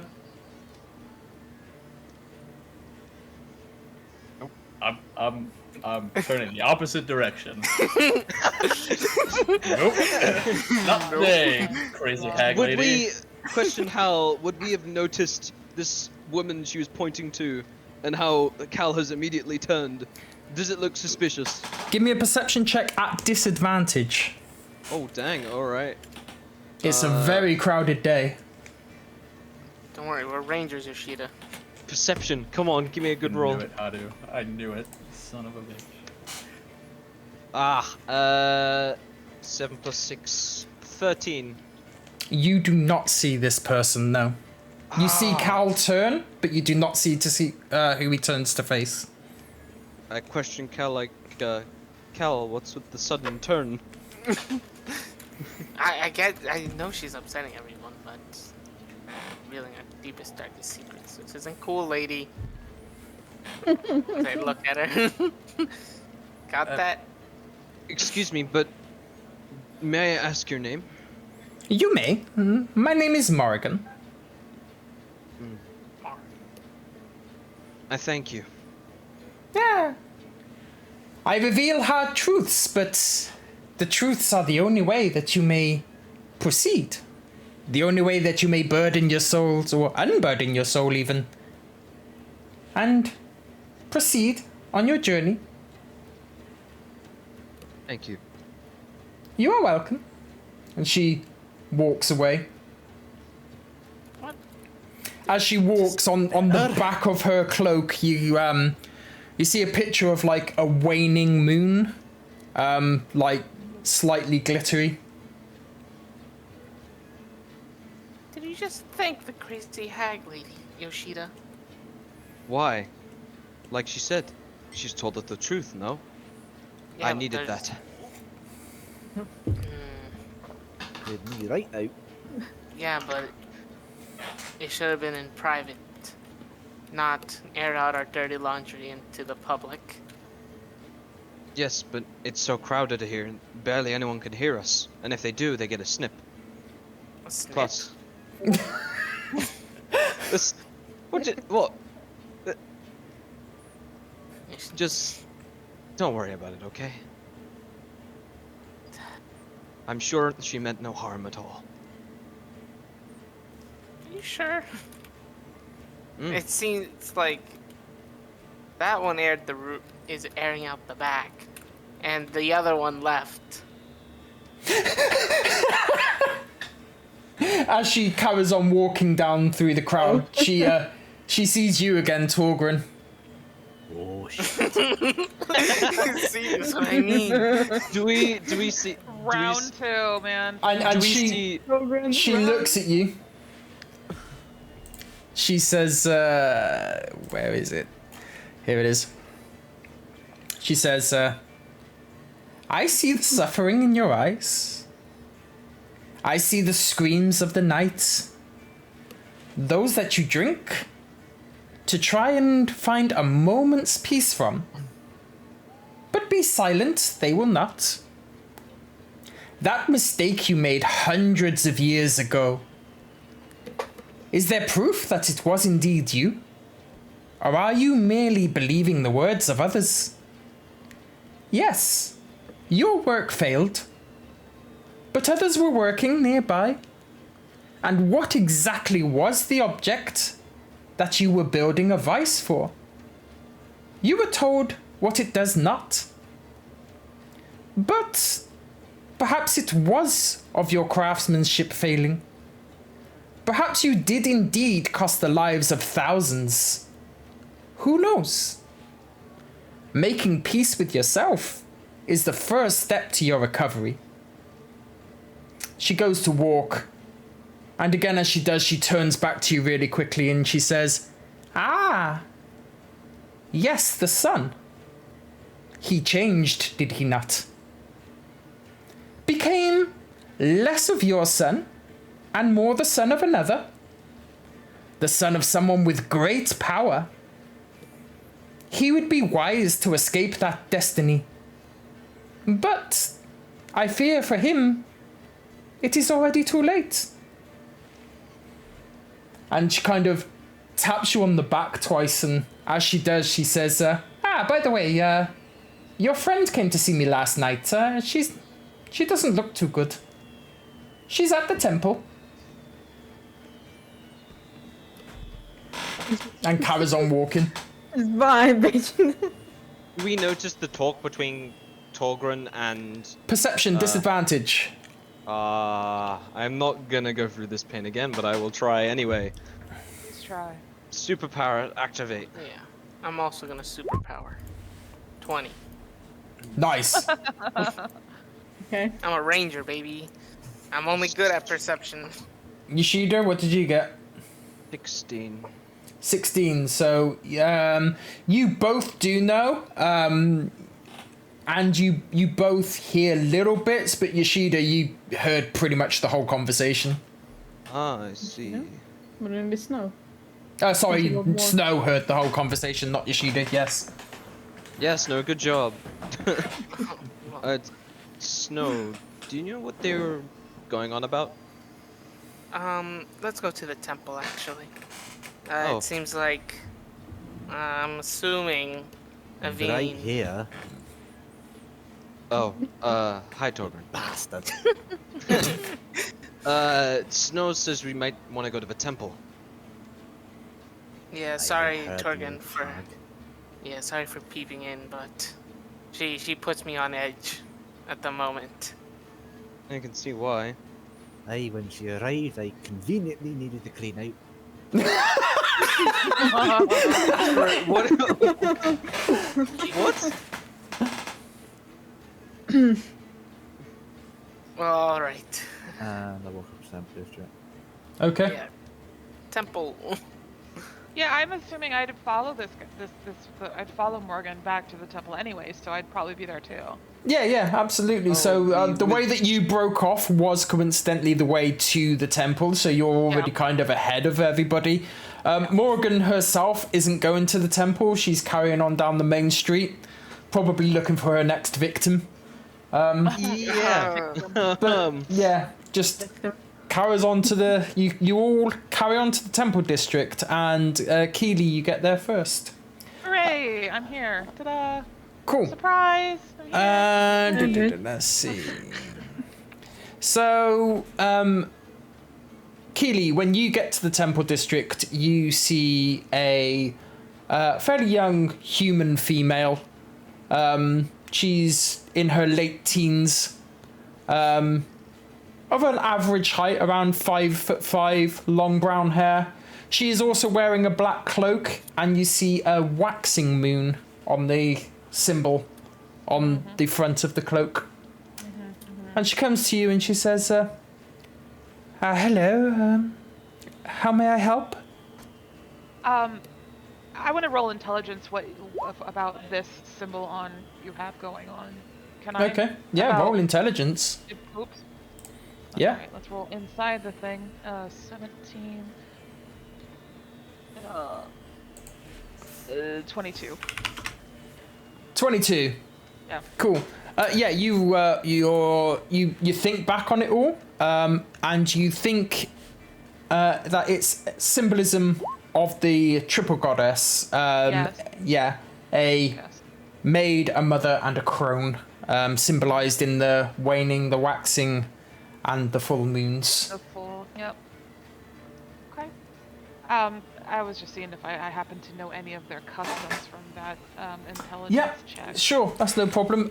So you know that Like, what would be? Like, would they use like? they would use traditional pagan things like that. Yes, they would. Absolutely. And normally you said bless it, or so mote it be, but that's the end of a spell. But yeah, she basically bows to her lightly at the waist, and she says, "Blessed be, sister." Blessed be to you. And she says, "I am looking for what I would assume Morgan would be a superior if she's a crone, correct?" Yes, she is indeed. Yes, she has the high seat. May I seek audience with her, please? You may indeed. When she returns from her rounds, I will be sure to send her to you. May I come inside while I wait? Oh, please do.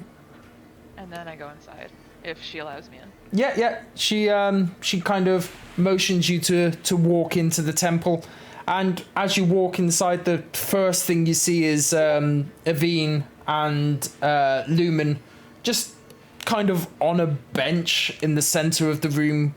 Ivinnes looking completely and totally like barely staying awake.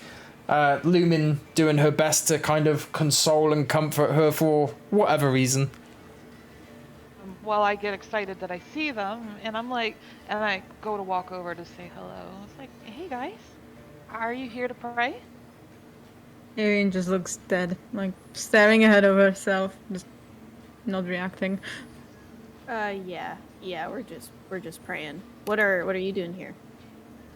I'm looking for Morgan. Are you okay? Are you guys alright? You guys look like you're pretty rough. Oh, wait a minute. And she like reminds herself, like, did you have a good time? She does that thing where she does the SpongeBob smirk where like she's like, you guys, Squidward, did you have Like your eyebrows. yeah. Yeah. Squidward, did you eat a Krabby Patty? Yeah, like that. So, it's fine. You don't have to tell me. I bet it was awesome.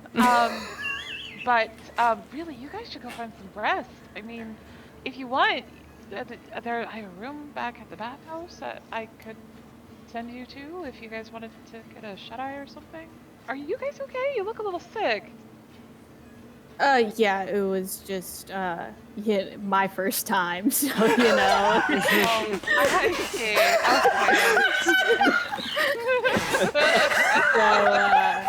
So we're just processing that. You know what I mean? I get you.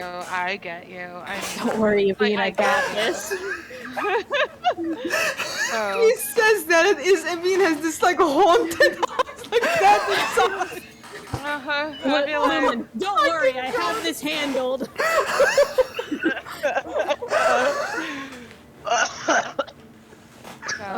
But I look at Ivinnes and I'm guessing there's just nothing going on. No reaction, no nothing. She's just there. We would love if I could have the key to your room to get some sleep, and it will just be sleep. Sure. Just sleep. Here, and she like hands the key. She like eagerly hands the key. Here, you know what? Here, and I slip them an extra gold to go with it. I'd be like, you know, wait, actually, you know what? I'll give you guys 5 Thanks, gold. Mom. I'll give you 5 You guys go gold to the movies. because you kids deserve. Why don't you see if you can ask Taylor Cotton to give, or Taylor Cotton or Hand Silk, or even Mark. Just see if you could give you something to eat. Something warm. Tell him that I sent you. I made him tea this morning, so. Just go rest up. And she's like trying to shoo him up, like, come on, go. Get. Yeah. I grab Ivinnes' hand and just drag her to head back. Yeah, she follows. Christ, you guys are cleaning me out. Fuck. Kids, I swear, man. They just drain your bank account. Totally. So, yeah. Okay. They were certainly killing each other now. Yeah. Cool, so that's Oh, yeah. what Keely's doing. What's Cal, Yoshida, and Torgren doing? We were apparently on I our was way to walking the. towards the temple. Yeah, okay, we cool. were as well, so- So yeah, you do get outside the temple and you see Keely talking to both Lumin and Ivinnes in the center of the temple itself. I'd wait for them to finish the conversation. Cal has Do his they hood look- drawn up as high as he possibly can, just like hiding his face. Hiding. Can I just? Do they look injured or anything? Do they look injured? Well, Ivinnes, roll a perception check. It's very noticeable. He can just see it. Yeah. 22. No That's need for fine. that. So Ivinnes just looks like death itself, like blank expression, pale, shaking. Whoa. That does hope- not look. Yeah. I hope if she's okay. I reckon you had a good time. Wait, The- what? What do you mean? What do you mean? Oh, please, wait. Lumen, don't. Oh, that is true. I mean, maybe yeah. that's what that old lady meant. God damn it. Are we like 1, 2, 3, like fifth wheeling at the moment? I think we should, head back. Maybe we should go somewhere else. Yeah. Back away slowly. Well, I'm gonna go back to the festival. Hopefully avoid the old lady. Friend. Yeah. Just don't say I was here. Goodbye. I'm gonna scamper off. I'll join him just to, 'cause Okay. I was playing. I Yeah. will go looking for Ganrin. Okay. So Torgren, you're going to go off looking for Ganrin. Snow and Yoshida are going to go back off to join the festival. Cal, what are you doing? I think he's gonna slink off back to the bathhouse, trying to remain unseen. Okay. Oh, good choice. No worries.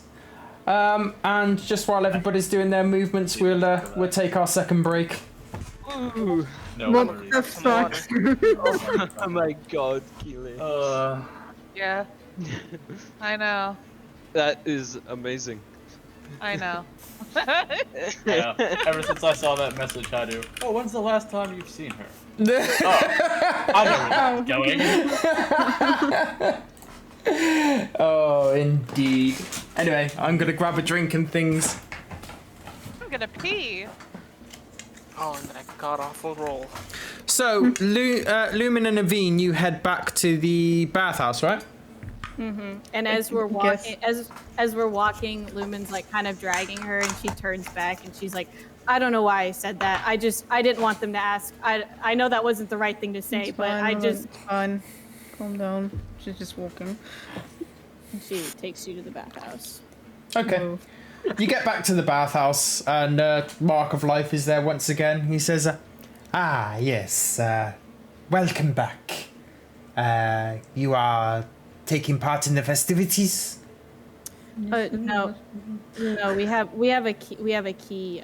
The nice suites, they have a bath in it, right? Yes. Oh no. Yeah, I got the high tier, like the highest. Dang. All right. We have a room. I'm just gonna go. I'm just gonna go. You would like company? No, we're fine. You would like service, like food, No. drink? No, I think we're fine. Very well. You know where this room is? I would assume it'd be on the key. I'd assume it'd be on the key. I show him the key. Where is this? Just down the hall that way and to the left. And then I just drag Evie there. Literally drag her. Being looking kind of defeated and just holding her arm out. Lumen doesn't look pissed, but she looks very serious right now. Uh-oh. Cool. Angry mom mode activated. You get back to Keely's room, where there are rose petals spread all across the bed. Jesus Christ. Evine just... So like drinks on a corner. Jesus. Evine, just sit down. I'm gonna start running something. Just sit down for a minute and I'll get this all taken care of. And I start getting the bath ready. Oh god. Okay. So like a bath is in the bathtub or the private like hot spring bath you got outside, because you won't need to fill that up. Oh, well then I guess I'll go. I want to go outside. I want to look at the hot spring so I can get an idea of what I'm working with. Okay, cool. You like go to the back door where there's like a series of rose petals spread to like a little ladder where they get into the bath. Really go hard on Again, there's like a tray with some drinks by the side of where the ladder is. Okay, well, all right, I guess this will work. And I go inside and I like look at Evine in the eye. You need to get in the hot spring. I'm not gonna look, but you've got to go in there. You've got to do it. You've got to do it for me. Just go and sit, and I'll be right here. Just dump her in. Just throw her. Stop saying armor and everything. Just go. I don't think you're wearing armor. Remember, you ran out without it. She brought the things back. I grabbed it. Oh, okay. Yeah. She's just like, why? Because I know that you need this. I know you just... No. Just let me do this for you. You need this. I know it. Lumen, I was there. Lumen, no. Why not? Tell me why not. Just no. You don't know what she told me. Just no. I'm sorry. She's just sitting there thinking. Lumen's frustrated and also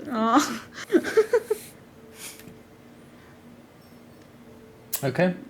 You just carry on sitting then. You don't go into the hot spring or anything. Okay. No. Evine's not going. Lumen just starts pacing up and down. She's She's not budging. She's like starting to get pissed. Nobody likes angry Lumen. Nuh-uh. This relationship just started. It just started. Pray for that. Baby's first fight. Thanks, lesbian Faye. noises. Cool. So we'll switch over to Keely then. Oh, wow. Ready. Yeah. Ready? No worries. So Keely, you are back in the temple, and the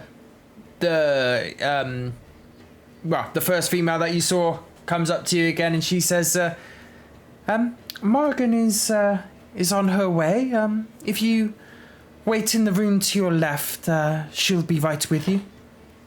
Okay. I stand and I thank her and I move to the room to the left. Yep, you go in, and as you go in to this room, there's kind of like a curtain in front of it, and you pull the curtain back, and as you step through, you see a circular table in the center of the room. You see several books on a bookshelf, some incense burning.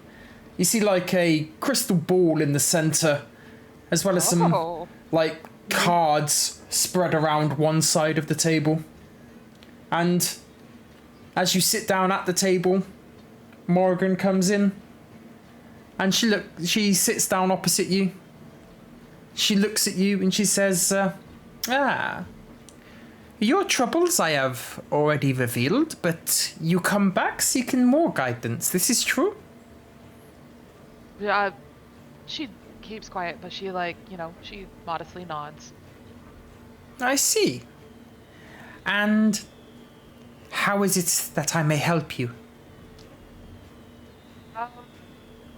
She puts her she takes a minute. She's very hesitant about doing this, but she puts both her hands on the table, and then she turns her left hand over and she shows her palm. Okay. Let's see if she happens to know what. Yeah. So Morgan looks at your palm, and she looks back at you with a expression of, you don't know if it's doubt or dread. It's kind of somewhere in between. She says to you, so, you have one that is following you. One that can see through you. And a particularly dangerous one at that. Tell me, why on the palm do you see, or do you have, the mark of Lazukor?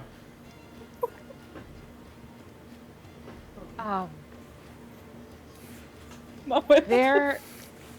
What?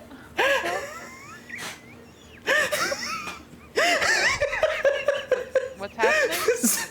If you check the webcam, Amelie's mum came in, so we was all waving to her. And Oh, I'm not sure if she was just wearing a nightie, but possibly. Say I hello don't to your know. mom.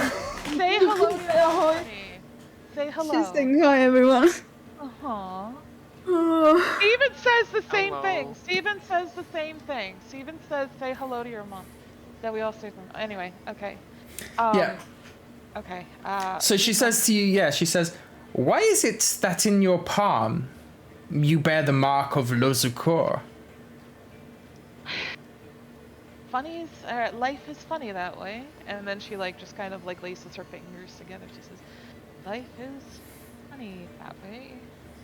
A path was taken, and I am.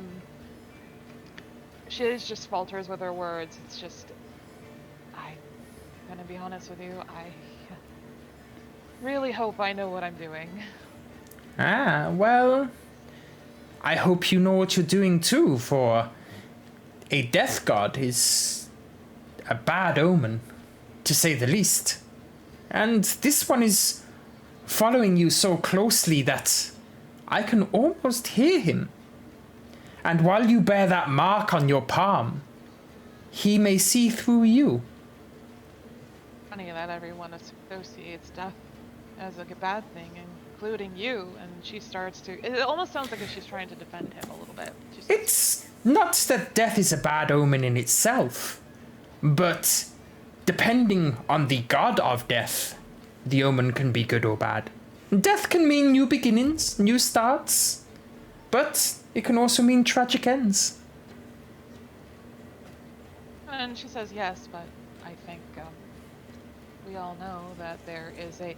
And I kind of want to do this thing where I notice the cards on her table, and I kind of want to as I'm talking, I want to see if I can do find object or locate object, and I want to pick up the Wheel of Time card. Or no, the wheel. The world. Oh, the wheel. The wheel card. The wheel? Not the wheel. What's it? What the fuck? Why am I having no, yes. Yeah. What goes around comes around card. Yes, that one. Why am I having a fucking stroke right now? I'm sorry. Okay. So yeah, you cast your spell, and as you do, you again the kind of glittery orb is before you, and it goes to the cards that are on the table and just sort of spreads them and just hovers above one of them. And then she reaches over and she pulls up the card, and without even looking at the card, she just kind of shows it to Morrigan, and she says, even death has a cycle. So. A point you make, and a very good one at that. But Lazukor has two sides. He has a side of generosity, a side of giving, a side of protection, but on the other, dark, twisted meanings. He is not one that you can trust. Many worship, and each side of him becomes stronger, depending on which side is worshipped. At the moment, Lazukor is facing the sides of anger, the sides of chaos. some reason, I had this feeling that you needed me for something. I needed guidance and help. So, what can you guide me, and what can I give to you in return? Well, let me see. You seem to have a way with the cards. How about I let you take these? And she gathers the cards back up in the center, puts them back in the box, and just kind of motions them to you. She says, you take them. You see what they can do. You see how they may help guide you. And perhaps in years' time, you come back to the temple. Maybe in you, I have found somebody that might be able to guide others as we three do currently. For, in the end, one of us may go and the other may take their place. She takes the cards for a moment and she just kind of feels them, and I'm going to cast Detect Magic on the cards itself. Mm-hmm. Are they magical in any nature? They are indeed, yes. Okay, perfect. That's all I needed. So, she then nods. She doesn't, it takes her a moment, but she does eventually nod and agrees, and she just gives a gentle, low, thank you. You are very welcome. But then, before you go, I must tell you one more thing. You see, you know that it is true that the ones of your village did try to sacrifice you. You deny it, but you know that it is true. And this role was a large part that you play in their society. And if not for the one man who cared for you deeply enough to help you escape, and by now, you would most likely have been sacrificed. And she just kind of sits there. Yeah, no, sorry, I'm sorry, I didn't mean to interrupt. And I can tell you one more thing. These daggers, they normally carry some sort of insignia to show which god that it is you were to be sacrificed to. You know the name of this god? She slowly moves her hand down to the dagger at her hip and slowly pulls it out. And to this, I'm pretty sure this is normal, because to her it's just how do you say an atame? Mm-hmm. Is that how you call them? We call them athames here. Athames, okay. Athames. But she just kind of clicks it down onto the table, and she just quietly says, Cato, apparently. This is true.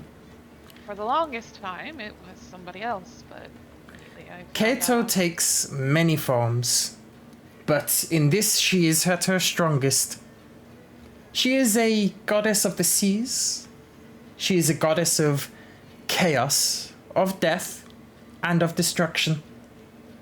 A very dangerous foe to have. And Cato thinks that you belong to her now. She will stalk you. She will stalk you to the end of her days.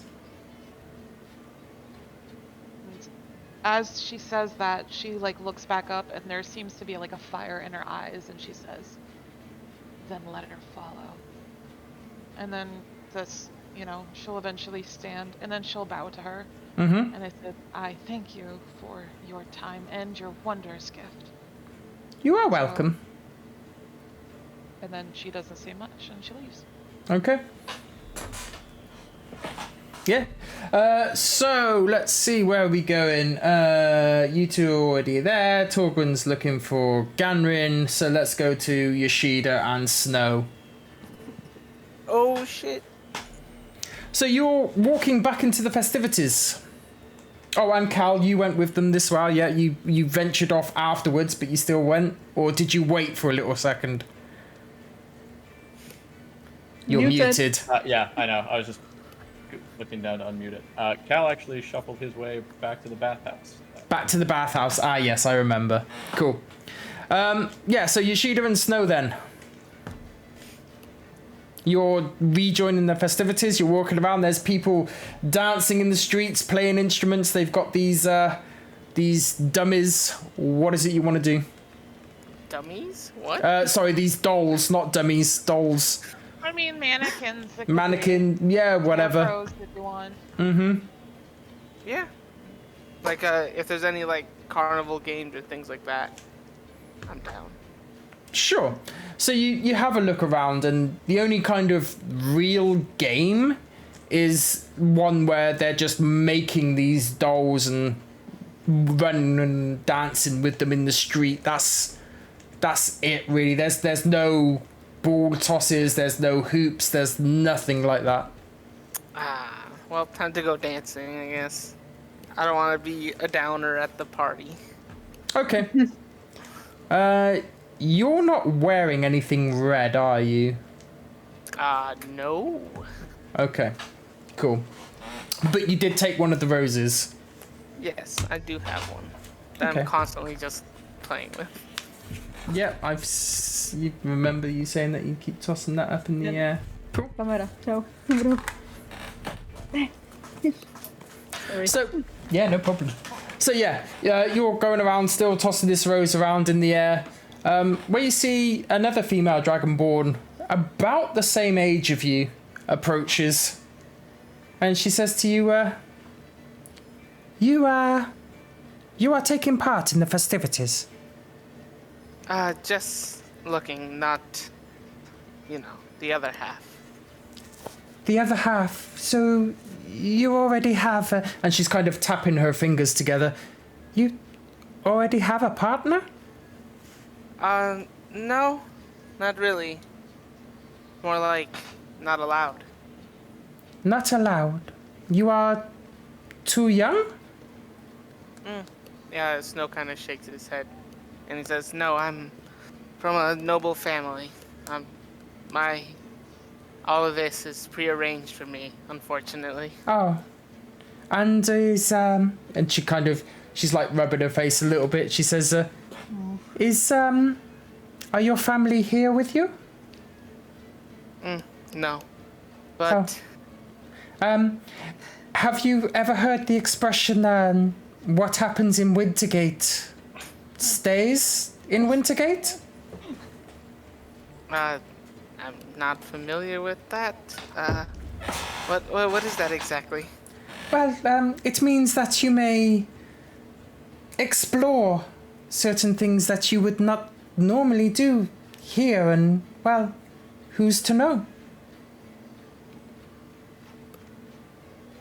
What explore?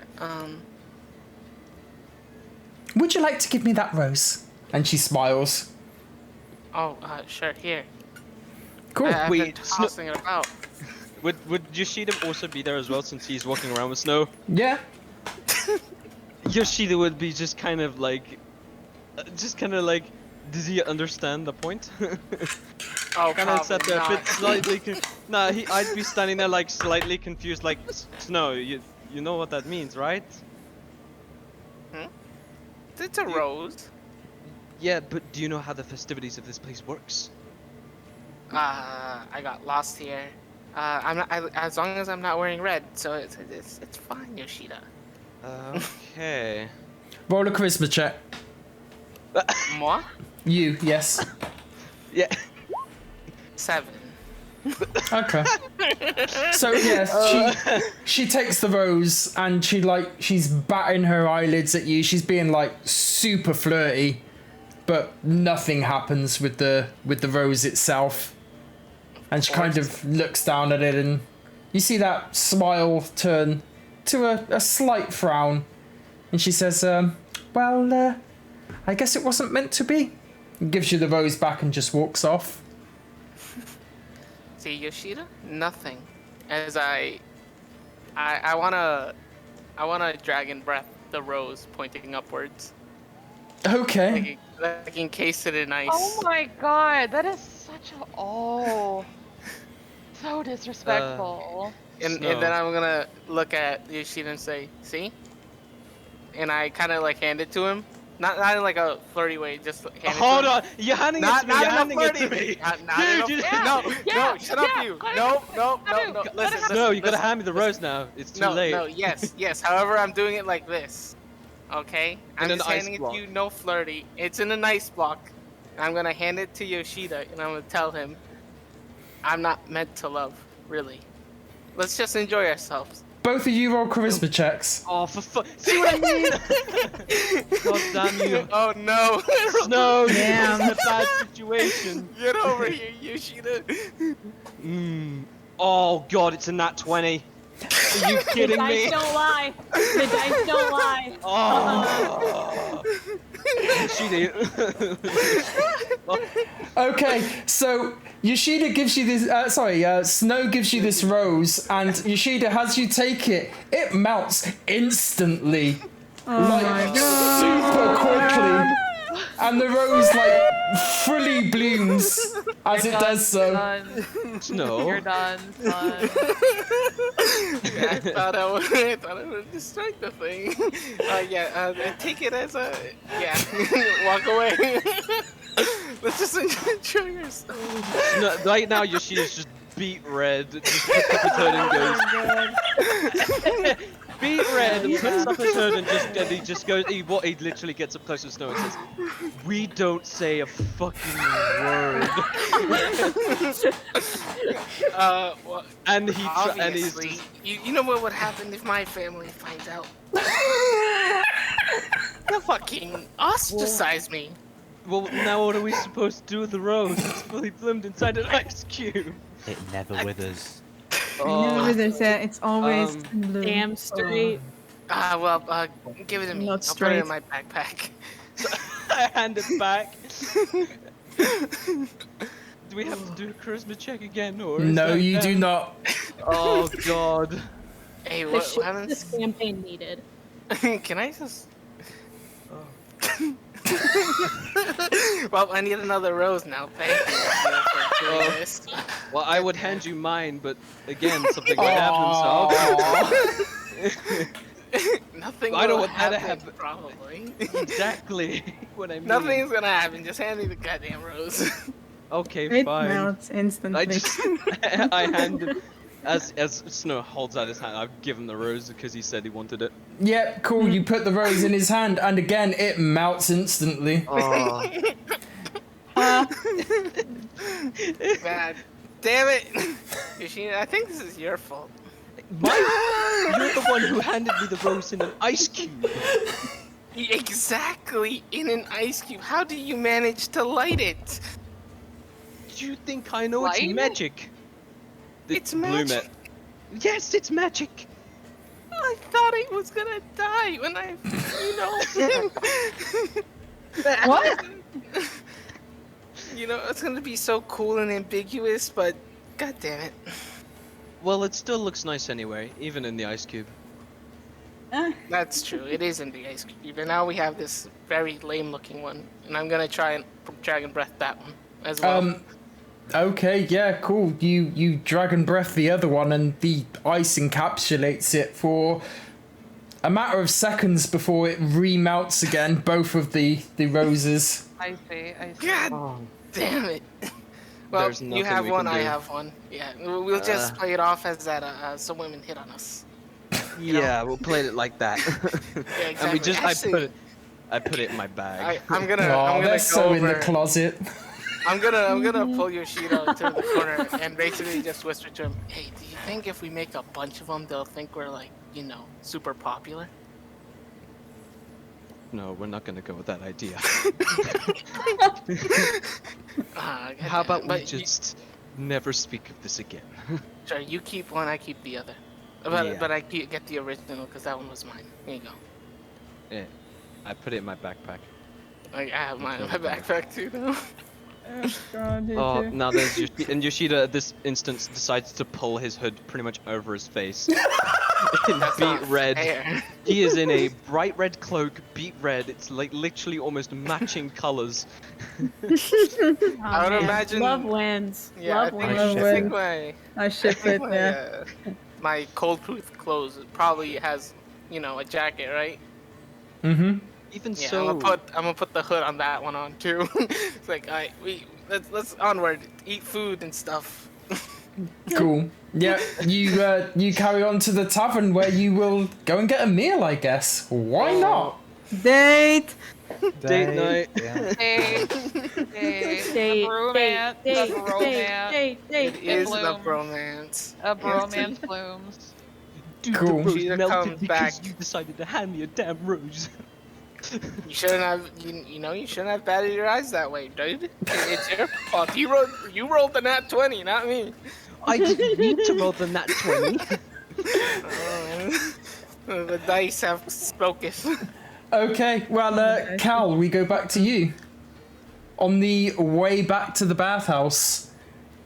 So, how are you doing this? Are you, stealthing it or just walking it? Well, okay. The way that person ducked down an alley, is that away from where the bathhouse is? Yes.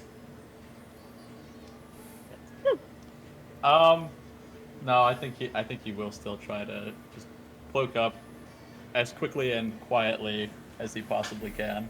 Cool. Roll a stealth check. That's gonna land so well. Yeah.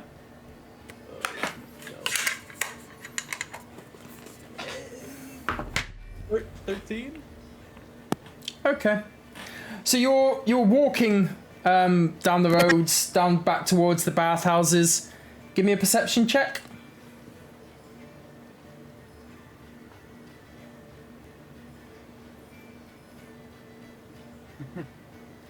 17 on that one. Okay, cool. So as you carry on walking, you're just looking around, making sure that you don't see anyone. When out the corner of your eye, you see this same female, bandaged at one arm, wearing a red cloak, just kind of ducking round a corner, just looking your way.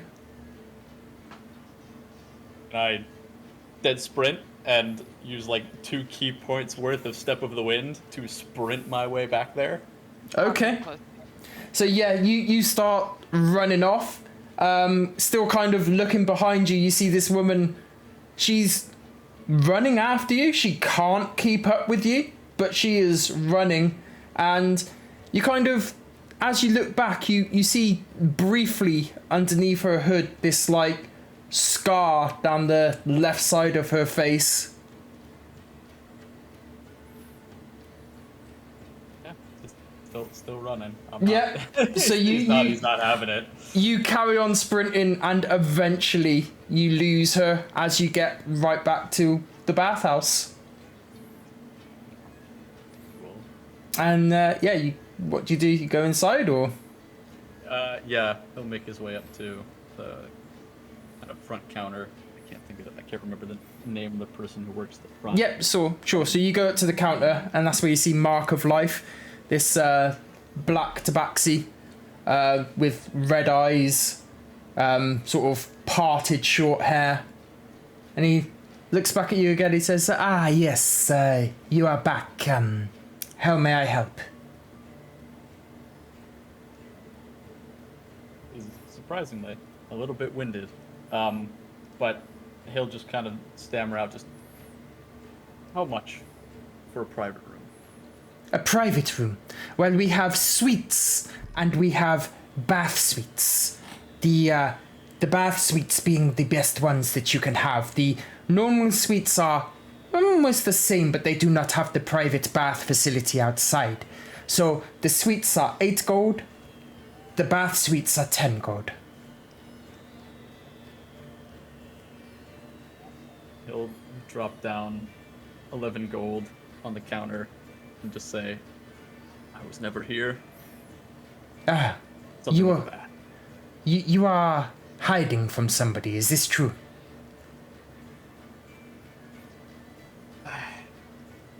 Yes. I see. One has melted your rose, yet you do not feel the same?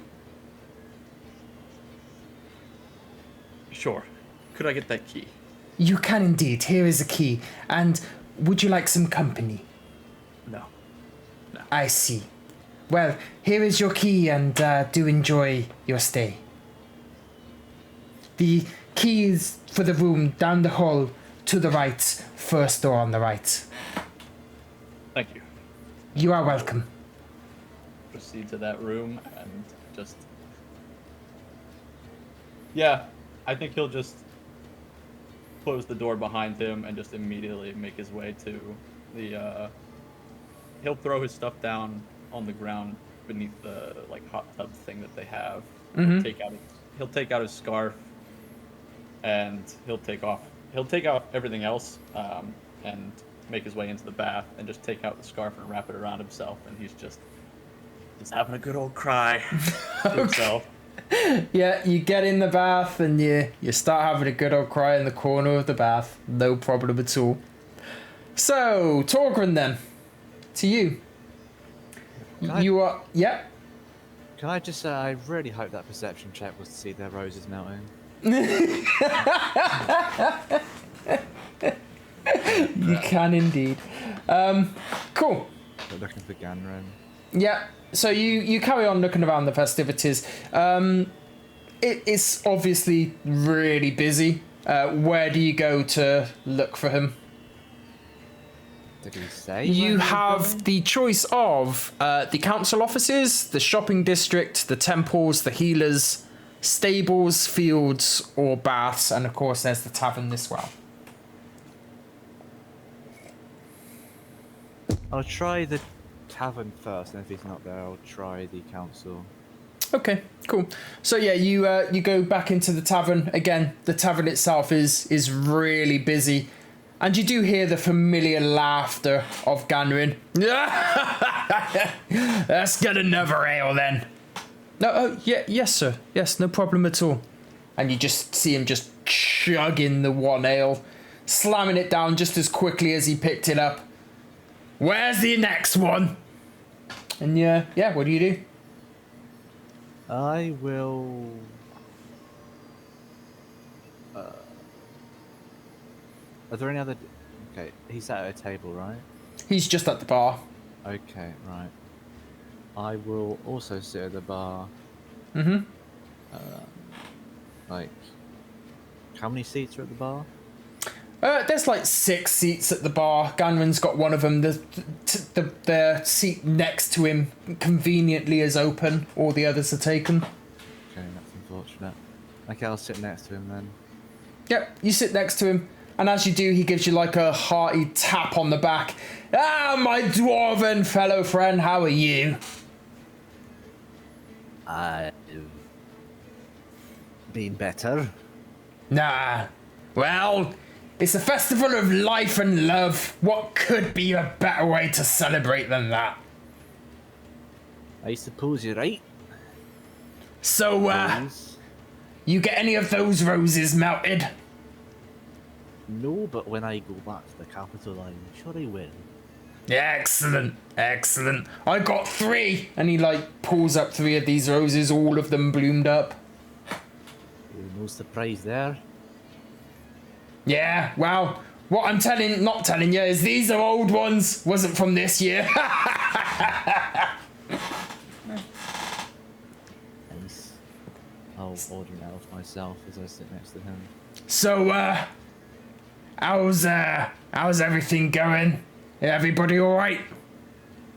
I think so, apart from, well, a little bit of romance between the party.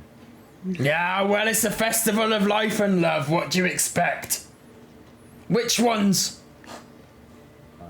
The lasses, the one with the shade, and the other one, you know, the one that really died on the cliff. Ah, well, it's a good job she didn't die then, isn't it? That could have been quite a different end. Well, it would be. Well, never mind. Anyway, I know that there's a job to do and everything, but I'll be honest, I've been getting drunk.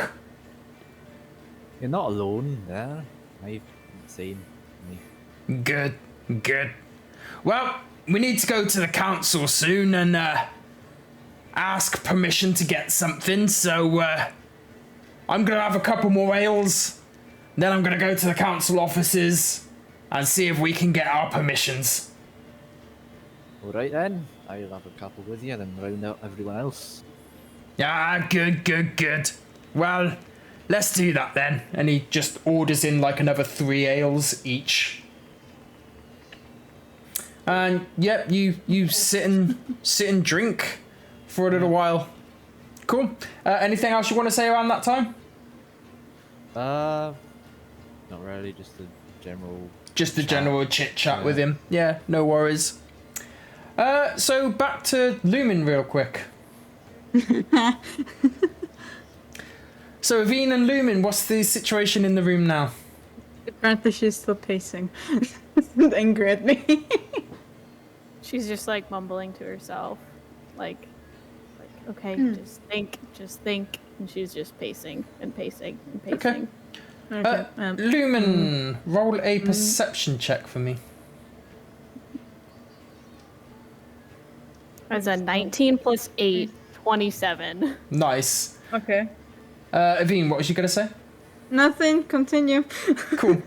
So, Lumen, you're pacing up and down in the room, and from the corner of your eye, you see a fairly young female, like, sitting in the baths. What? Just sitting in the baths outside. Can't. I guess I'll go see what's up. Okay. So yeah, you go outside to where the baths are, and as you approach this female, you see that her skin is translucent. You see that it's faded, that the person may not actually be there as a person. Is she like sitting in the bath? She is. I will wowza, I'll take off my stuff and I'll get in the bath with her. Okay, cool. You strip and you get in the bath with her. And I just sit next to her. Yep. So, as you sit next to her, she turns to you and she says, "Oh, you can see me?" Yeah. Oh, how lovely. It's been such a while since someone could. Yeah. It's nice being able to see you. It How feels are you? nice to be seen. I would say I'm okay, but clearly I'm not if I'm still on this plane. You see, I haven't managed to cross over yet. I can see that. What's your name? My name is Amlet.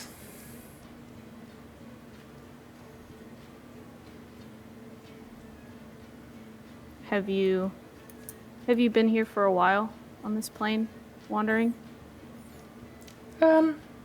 For a fair little while there, yeah. You see, I think I understand why I can't go, but I'm not sure. What do you think?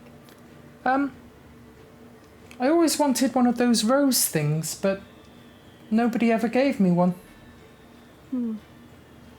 Were you from here in Wintergate? Yes. I have one. Would you like me to give you mine? But it's already melted. Would you like me to get you a frozen one? I would like that. And I would like to see it melt. It's beautiful, isn't it, when it melts? Yes. Yes, it is. Yeah. Would you like to come with me? I can go get one, or if you want to sit here. Okay. I'll come with you. Okay. And then Lumen gets out and is just like asking her about her life, how old she was, what she did, and anything like that. Yeah, she tells you she's about 16 years old. That she passed away before she found anybody that would love her. And that she used to live around this area. She guides you around Wintergate and she takes you to where she once lived. Outside of it, you can see that there's like roses put down like at the corner of the house, and in the center of it is like a scroll with her picture drawn on it as she was in life. As if I'm leaving the room, how does Ivinnes look?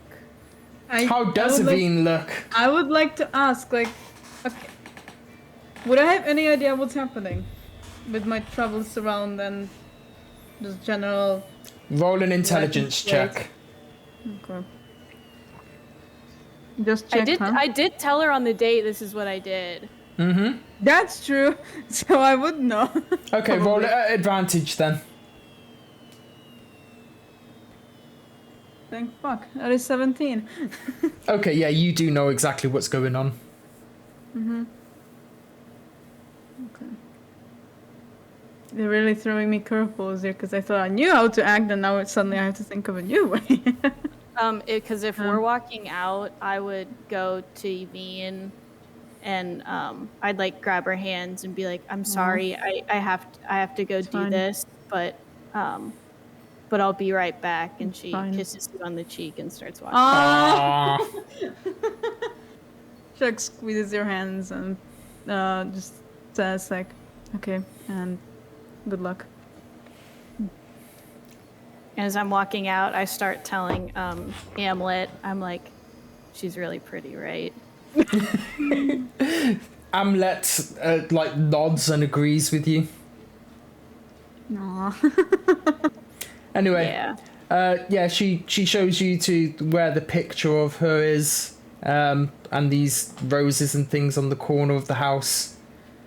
And she looks back at you and she says, there was a male that I used to quite like.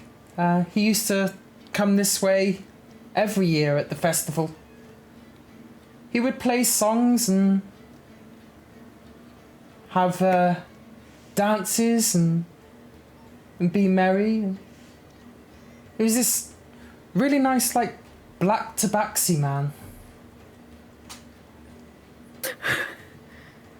Do you know his name? Did you ever get it? I think people called him Aldex.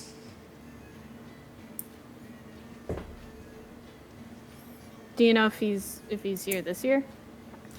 I haven't seen him, but he's here every year. If I see him, would you like me to speak with him? That would be lovely. How did you die? I actually don't know. I was asleep and I didn't wake up. I see. And Lumen will keep walking, trying to look for someone handing out like a frozen rose, and looking for the tabaxi. Okay. If she can spot him. Yeah, you walk around and you do indeed see one of these rose givers. So, yeah, care for a frozen rose? I would love one, thank you. And may Sune be with you. I hope you find your love. I think I found it. Oh, lovely. Then do be sure to give the rose to that person. I will. And you carry on walking through the streets. Give me a perception check. That is 15. 15. Nice. Yeah, you go looking around. You don't see anybody in the immediate vicinity where you are. Where would you like to go? So you've got the council, the shopping district, the temples, the healers, the stables, the fields, the baths, or the tavern. Where do I think like a bard would be? Would they be like at the fields? It's a good place to start. Yeah, then I'll head to the fields. Okay. And try to look for the bard. Yeah, you carry on around the streets. The female ghost with you kind of gripping onto your hand. Not fully able to, but she still seems to be grabbing your hand anyway. And you walk through the streets and everything, and you do eventually get to the fields, where there is people making these dolls. There's picnics going on. There's some dancing going on. Give me another perception check.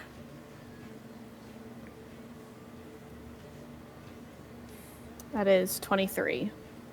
Okay, nice. Nothing can escape Lumen. +8, baby. +8. You look around in the fields and everything, and you do indeed hear music coming from one of the areas, and your eagle eyes do see that it is indeed a black tabaxi male playing the music. I'll turn to Amlet. Oh, I can go speak with him if you'd like. Oh, I'm getting quite nervous now. Maybe? She, looks down at the floor, and she's like it for a good sort of 20 seconds or so. She says, okay. Yeah. I whisper to her, don't worry, I was the same way. And then I start walking to the tabaxi. Okay. You walk through the fields and kind of navigate your way around the people dancing. And the bard's just there. He's just finished a song. As he looks at you and he says, welcome, my dear. May Hello. I play you a song? I would love that. You're very good, sir. And you are very attractive. Tell me, what's your name? Lumen. Lumen, such a lovely name. What can I think of? Ah, yes. And he starts playing a song about Lumen and things like that. The song goes on for a little while. I'm not going to make up a song on the spot. It's tough. And as the song finishes, he looks to you and he says, did you enjoy my song? Barracuda. Yes, it was very good. You're very talented. Have you been doing this for a while? I have indeed. I come here once a year, in fact. And I've been doing it longer still. Wonderful. Wonderful. I also adventure in my part-time. This way, when I'm not playing songs of merriment or visiting festivities, I'm quite the adventurer, and he kind of flexes his muscles, which are clearly visible through his clothing. Lumen's just like, wow. Alrighty. Yes. Yes. You like what you see? And he kind of spreads his hands downwards, kind of unbuttons one of his shirt buttons as he does so, and showing his pectorals. As he does that, the girl ghost that is with you is squirming and she's just clutching into it. So Is she into it? You're pretty into it. She's into furries, apparently. Yes, sir. I love what I see. You know, if Vivine was here right now and could not see this ghost, this would go wrong real bad. Oh my god. So, would you care to go for a drink?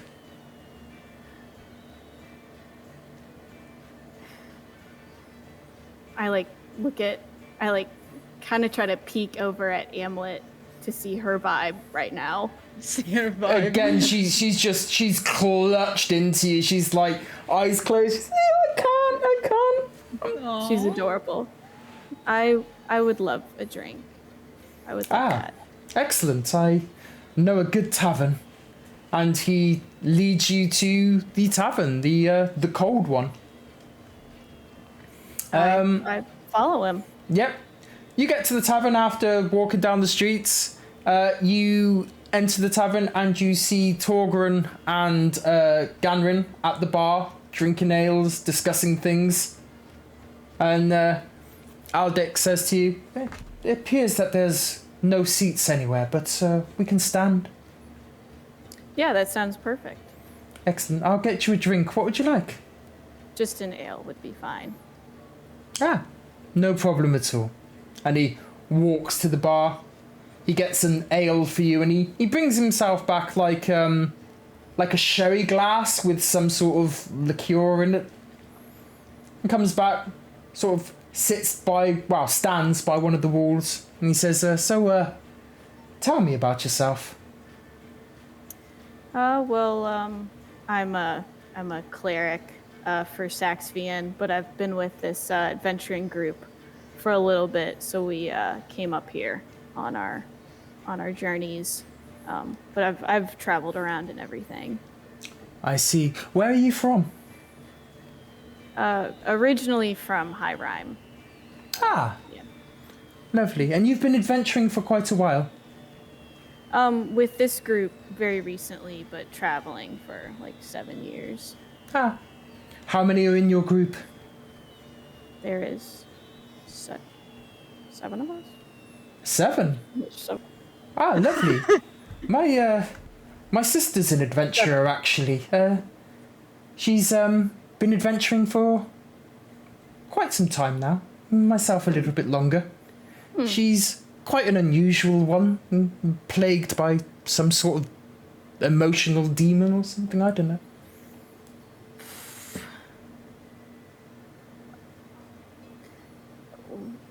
what's her name? Oh, Ivinnes.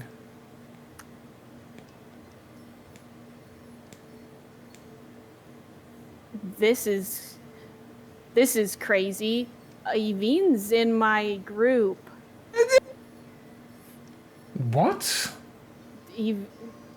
Dark Knight, big strong lady. So pretty. God. Your sister's so pretty. Well, he kind of looks at you as you say that. Oh my god. You like my sister?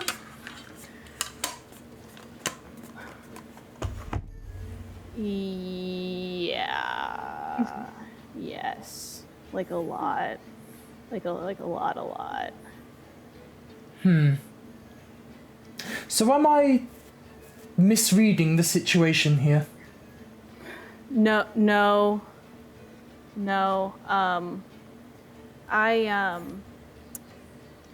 I can see the wandering spirits. I help them pass on, and Amlet here, she really likes you. So I wanted to speak to you for her. She really liked you, and I thought this would be a nice thing to do for her. I see. And is this spirit here with you now? I look over. Yes. She thinks you're very talented. Well, she's not wrong. I mean, I am a very talented individual in more ways than one. It's such a pity that you have eyes for my sister rather than this. If she finds out Aldex, you're dead. Yes. It is a shame. Anyway, this girl is here with you now. Yeah. Give me just 1 second. And he goes back to the bar. And you can see him, like, saying something or other to the barkeep. And he comes back and he says, well, you be sure to give your spirit friend this. And he gives you a frozen rose. Oh, I take it. Cool. You take it, and as you take it, she like holds on to the same hand that you take it with, and the rose does indeed melt. And as the rose melts, she fades into nothingness with a big smile on her face. Lumen just smiles and like whispers when the time is right and watches her fade. And Aldex says to you, judging by that smile, it seemed to do the trick. You do not need to worry, the rose isn't a real one, it is just an illusion. But it got the job done. Very smart, very smart. It helps. It helps. Anyway, we're probably done here. Is that correct? I actually, Excellent. And he just cuts you off. And he says, I've got a date with Tale of Cotton. You'll excuse me. And walks away. Well done. Well done. So, Torgrin at the bar with Ganrin. And Ganrin said, finishes off his last drink and he says, right, well, it's probably about time we get to those council offices, I would say. You gather everybody up and I'll meet you there. Right. See you there. Walks off. As he walks off, you turn to see Lumen in the corner of one of the room.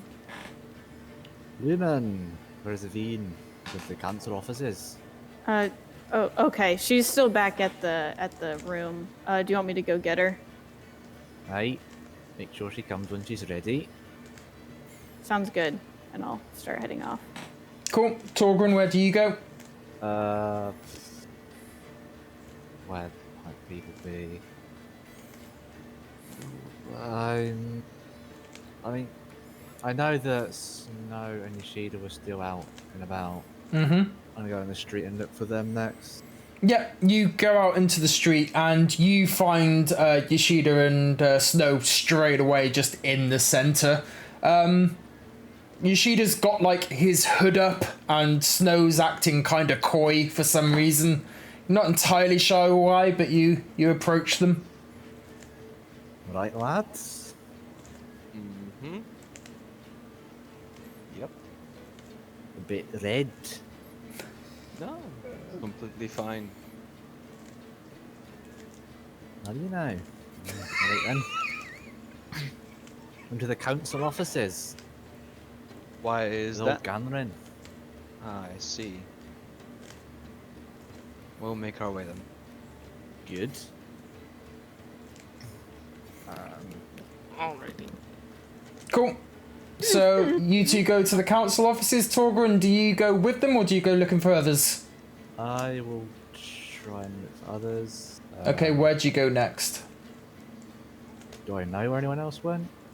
So you saw people around the temples and you know that Lumen's on her way back to the bathhouse. Okay. I will check the temples then. Okay. Yeah. You walk into the streets back towards the temples, and did Keely leave the temples? I can't remember. Yeah, she left. She got a comfortable amount of information and she left. Yeah. So yeah, I would say he probably pops around by the time she pops out, so. Yeah, there we go. So yeah, you see Keely leaving the temple as you arrive there. We're in. Hey, how's it going? It's great. Are you enjoying yourself? No, Oh, but well, that you know, sucks. the meeting So- in the temples with Ganrin. Oh, in the temple? Was Ganrin at the temple? Did I Not see the him at all? temples. You mean the council? I mean the council. There we go. Okay. Sure. Yeah, I think that's fine. Let's go. You know where Mr. Goldblood went? No. And I just kind of stare at him. No, no idea. I was hoping you would. You know what? Hold on, let me think. Mm, And she tries to envision his red scarf Okay. and do a locate object on that. Let me think. Good job. Yeah. So you think long and hard on Cal's red scarf. What's the distance on locate object? I think it's a mile. Hold on. Let me check. Let me dig through 3 my. miles, I think. Hold on. I think that depends. Hold on. I think that depends on the level. But let me check if I can find it. Wow, jeez. Oh, no, never mind. It's 1,000 feet. 1,000 feet. So I don't know how far. Is it? I'm trying to look, but if you say it's 1,000 feet, we'll take your word for it while I look for this. 1,000 feet. There. Oh yes. So that's the temple district. That's the bathhouses. Do you know what? I'm gonna say it's in range. You motherfucker. So yeah, this glittering orb appears before you and starts leading you away down the street. So I just kind of turn. I don't say anything, but I just kind of follow the orb. Like he can't see it, but I just Nope. happen to see the orb like pop up and swirl around and then like dart off, and I follow. And I'm like, it's weak, but I think he's this way. So I guess it would just kind of loosely like lead Yeah. me back to the back.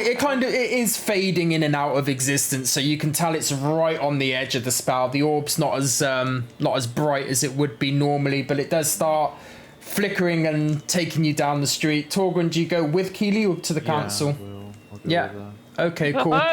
So you end up at the bathhouses. Mark of Life sees you and he says, welcome back. How may I help? Hi. We're looking for one of my party members. Gold Dragonborn, big. Just kind of a Dragonborn, you know, golden. And she just kind of like bears, and she like bears like a big smile, just kind of like. Don't forget, he paid to say I'm not. I haven't seen any golden dragonborns in this establishment at all. There has not been any gold dragonborns at all today. Sorry, Torgrim. You know what?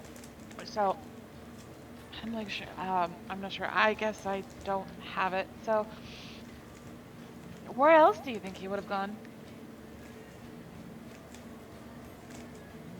No idea. Do you think? You want in a tavern? Maybe he went to a tavern. So the orb is still around, mind, and it's still like flying around the bathhouse. She kind of notices it, and then she just kind of narrows her eyes a little bit, but she kind of respects it, and she calls it off, and she says, "Tell you what, if any golden dragonborns by the name of Caldron happen to, pop by, maybe for a room, whichever, I don't know, just happen to let him know that Keely, that would be me, and his friend Dwarf are going to the council. If you could pass that message on for us, please." And she clicks down 5 silver. Ah, yes, I can do that. That is no problem. Okay, thank you. And then she says, "Well, that's the best I can do." And she just turns and leaves. Oh, a bit of the night. I'll Cool. also go towards the council. Also go towards the council. Tangle? Okay, weird. Keely, You'll kill us next. you do remember that Ivinnes and Lumen went to your room. And she says, "Oh, you know what? We should probably go tell at least Lumen or whichever. So I know that they went back to my room. So do you want to pop by quick?" I bumped into Lumen and she was off to go back to her room. When was that? Not long before I found you. Oh, well, let's. Where were they going? I'm sorry. You bumped into them and they were going somewhere. Both of I them. bumped into Lumen Oh. And mentioned we're going to the council and she went to get a room. Yeah, so she already knows, but just in case you wanted to do something. Oh, okay. But if she already knows, then that's fine. We can just go. Yeah, Okay. cool. So you head back towards the council offices. Cal, what are you doing? She's wondering about this. He doesn't know what's going on, so I think let's stay there, honestly. Okay, so just staying in the bath, kind of like sulking in the corner still. Pretty much. Skin starting to soak up all that water. Scales. Can Starting drag to be shed like a snake does. Yeah, maybe. Okay. I think eventually. Like a beardy would. I think eventually he would get out of the bath and put his clothes back on, but he'd probably just go sit on the bed that's available in the room and take out his scrolls and just start reading. Read the scrolls. Okay.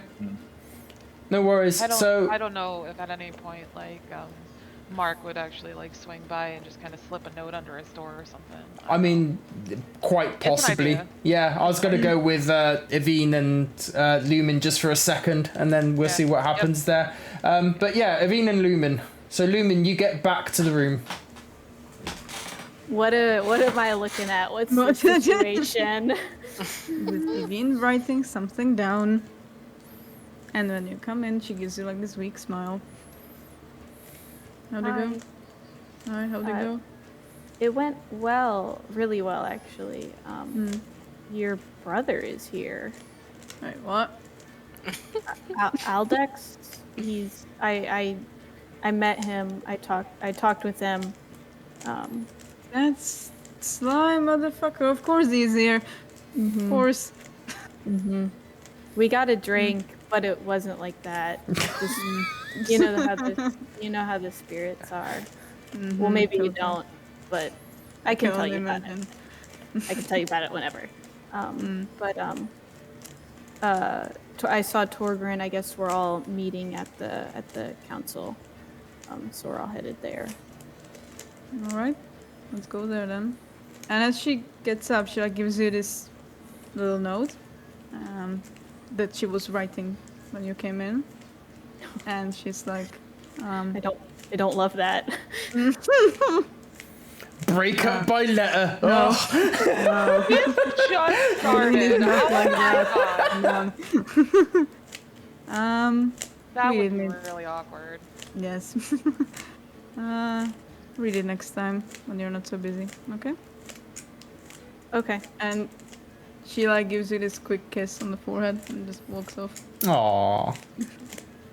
I just start following her. I want to read it right now, but I know I shouldn't.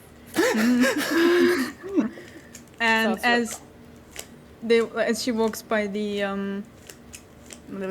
counter, because she knows her brother, she's gonna go. When a black tabaxi named Aldex comes in, tell him I said hi, okay? Tell him Ivinnes said hi. Ah, yes. No problem at all. He should be here quite soon, actually. He has a date with Tail Like Cotton. Of course he does. He did mention that, yeah, actually. Of course he does. That. Yes, Tail Like Cotton and Eldix are very close. You'd think he'd share it with his sister, but he fucking didn't. Okay.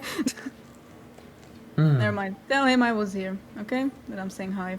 Yes, I will. And maybe, and she just puts 5 gold, like, make sure that they have a nice evening. Oh, they always have a nice evening. Yeah. When I walk past door, it Don't- makes lots of don't- noise. Shush! She stops him before he says that, like, shush! No. Ah, okay. I do not mean to offend your ears. Have a nice rest of the day. I'm gonna put down 5 gold after her and whisper, I'm sorry about the door. And keep walking. Ah, so it was her that broke my door. Bye! And I start walking, start ushering her out. Thank you for this information. No. And thank you for the gold. So, yeah, you two head to the council offices this well, and, yeah, not long after that, Cal, you do indeed see a note slide under your door. Yeah. Taking notice of it, he would go and take a look. Cool. You go over to the note and you read it, and the note says, somebody called Keeley came by and said that they're going to the council. Is this the one that you're trying to avoid? In a way. Cool. Well, I think with that, he'd kind of, just smack his face, try to wipe off his eyes, and he'll make his way to hopefully meet up with everybody else, because he hasn't really met up with the whole group since they got separated. Yep. So, yeah, you do indeed head to the council offices, and we'll take it from Cal just entering the council offices, being the last one to do so. You are all there in the kind of like, as you just go through the main door of the council, there's like benches on the left and right walls. You're sat on one of these benches as Cal walks through the door. Ah, hey, Carl. Good to see everybody gathered together. Kind of leaning back with my legs crossed, just giving him a smile. I see you got my note.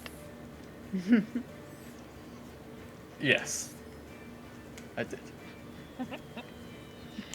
So, yeah. We're just waiting right now, right? Yeah. We're waiting for Ganron. Yeah. just So you're chilling. waiting around talking, and Ganrin comes back about 10 minutes later after Cal arrived. He says, all right, I've managed to get us an audience with the council, so we probably should get going. Any questions before we go in? Yeah. What are an audience for what? I probably should have explained that already. You see, we need to get something that you need in order to get the thing that you need in order to get the thing that you need. Does that answer your questions? Huh. No, but it'll do. Right. Getting a key to a treasure chest to get an item to help with whatever we need.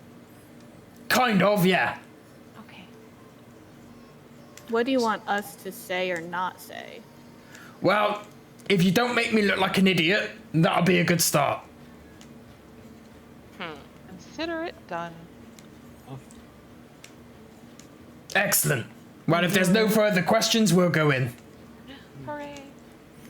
And, you all stand, and he leads you down this corridor to these great big oak wooden doors, really well decorated with the sigils of Wintergate on there, and roses on the outside, going all the way up to the center. He opens the great big doors to see a table at the far end. Where is the council? There they are. 1, 2, 3, 4, 5. Yeah, and you see 5 members on the council as you look forward to them. You see a dwarven male with brown, knotted, almost like dreaded hair. He looks older than the others, quite wrinkly in the face. You see another dwarven male, this one with red hair, all really well groomed, and his hair long and back. You see a human male in quite a luxurious looking suit. A human female just in standard clothes. And another human male in what could only be described as peasant clothes. And Ganrin walks in and he says, council, these are the ones that I've told you about. The dwarf, the older one in the center of the table, stands up and he says, welcome to the Council of Wintergate. Gunrin here tells me that you are in search of one of the artifacts. That artifact, being a certain gem. Is that correct? Yes, Yes. that's correct. Yes. Okay. Well, to get to this gem, you must first find a box. The box contains a key, but you need a key to open the box.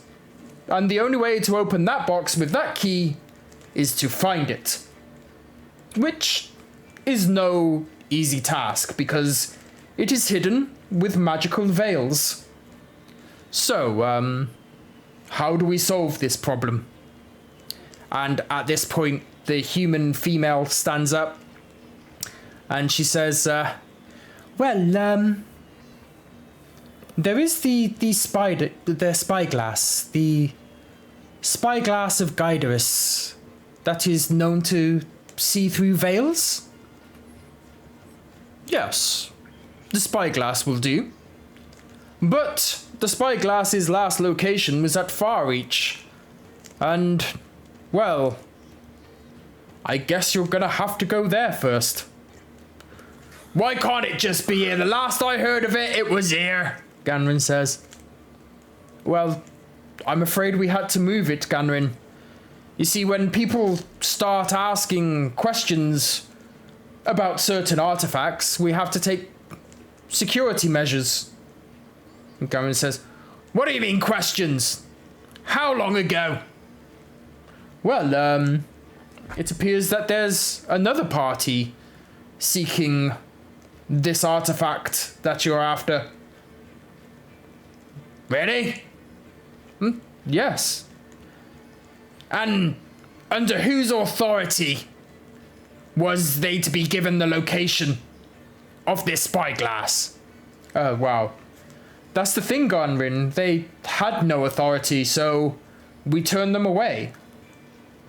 They at least don't know where the spyglass is, but I can tell you that they are indeed in search of the gem. Well, I suppose we just better get there first then. Alright. I suggest we gotta move on as quickly as we can. What's the time now? And the elder dwarf looks back at him. It's 2 in the afternoon. 2 in the afternoon. We don't have a horse or cart. It's gonna take a little while. I'd say probably about 3 hours.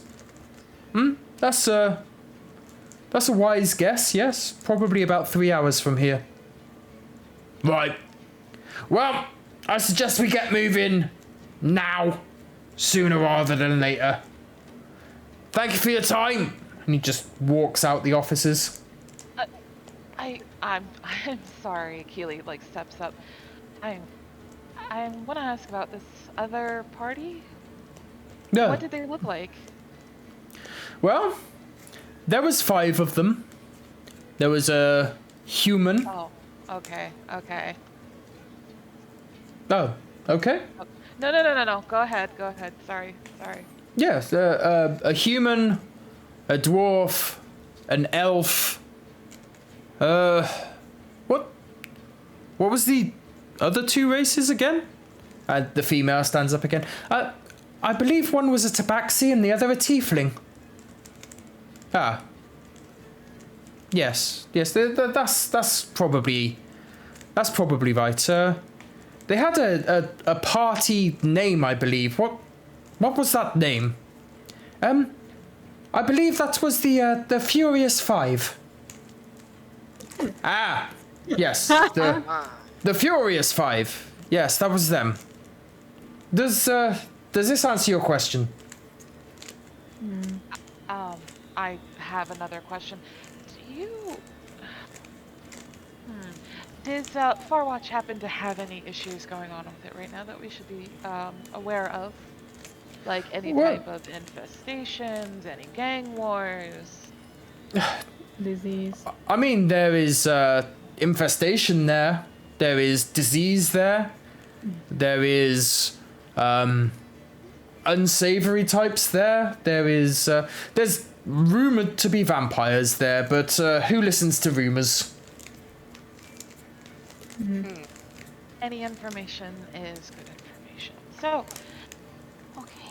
And she steps back and she just starts thinking.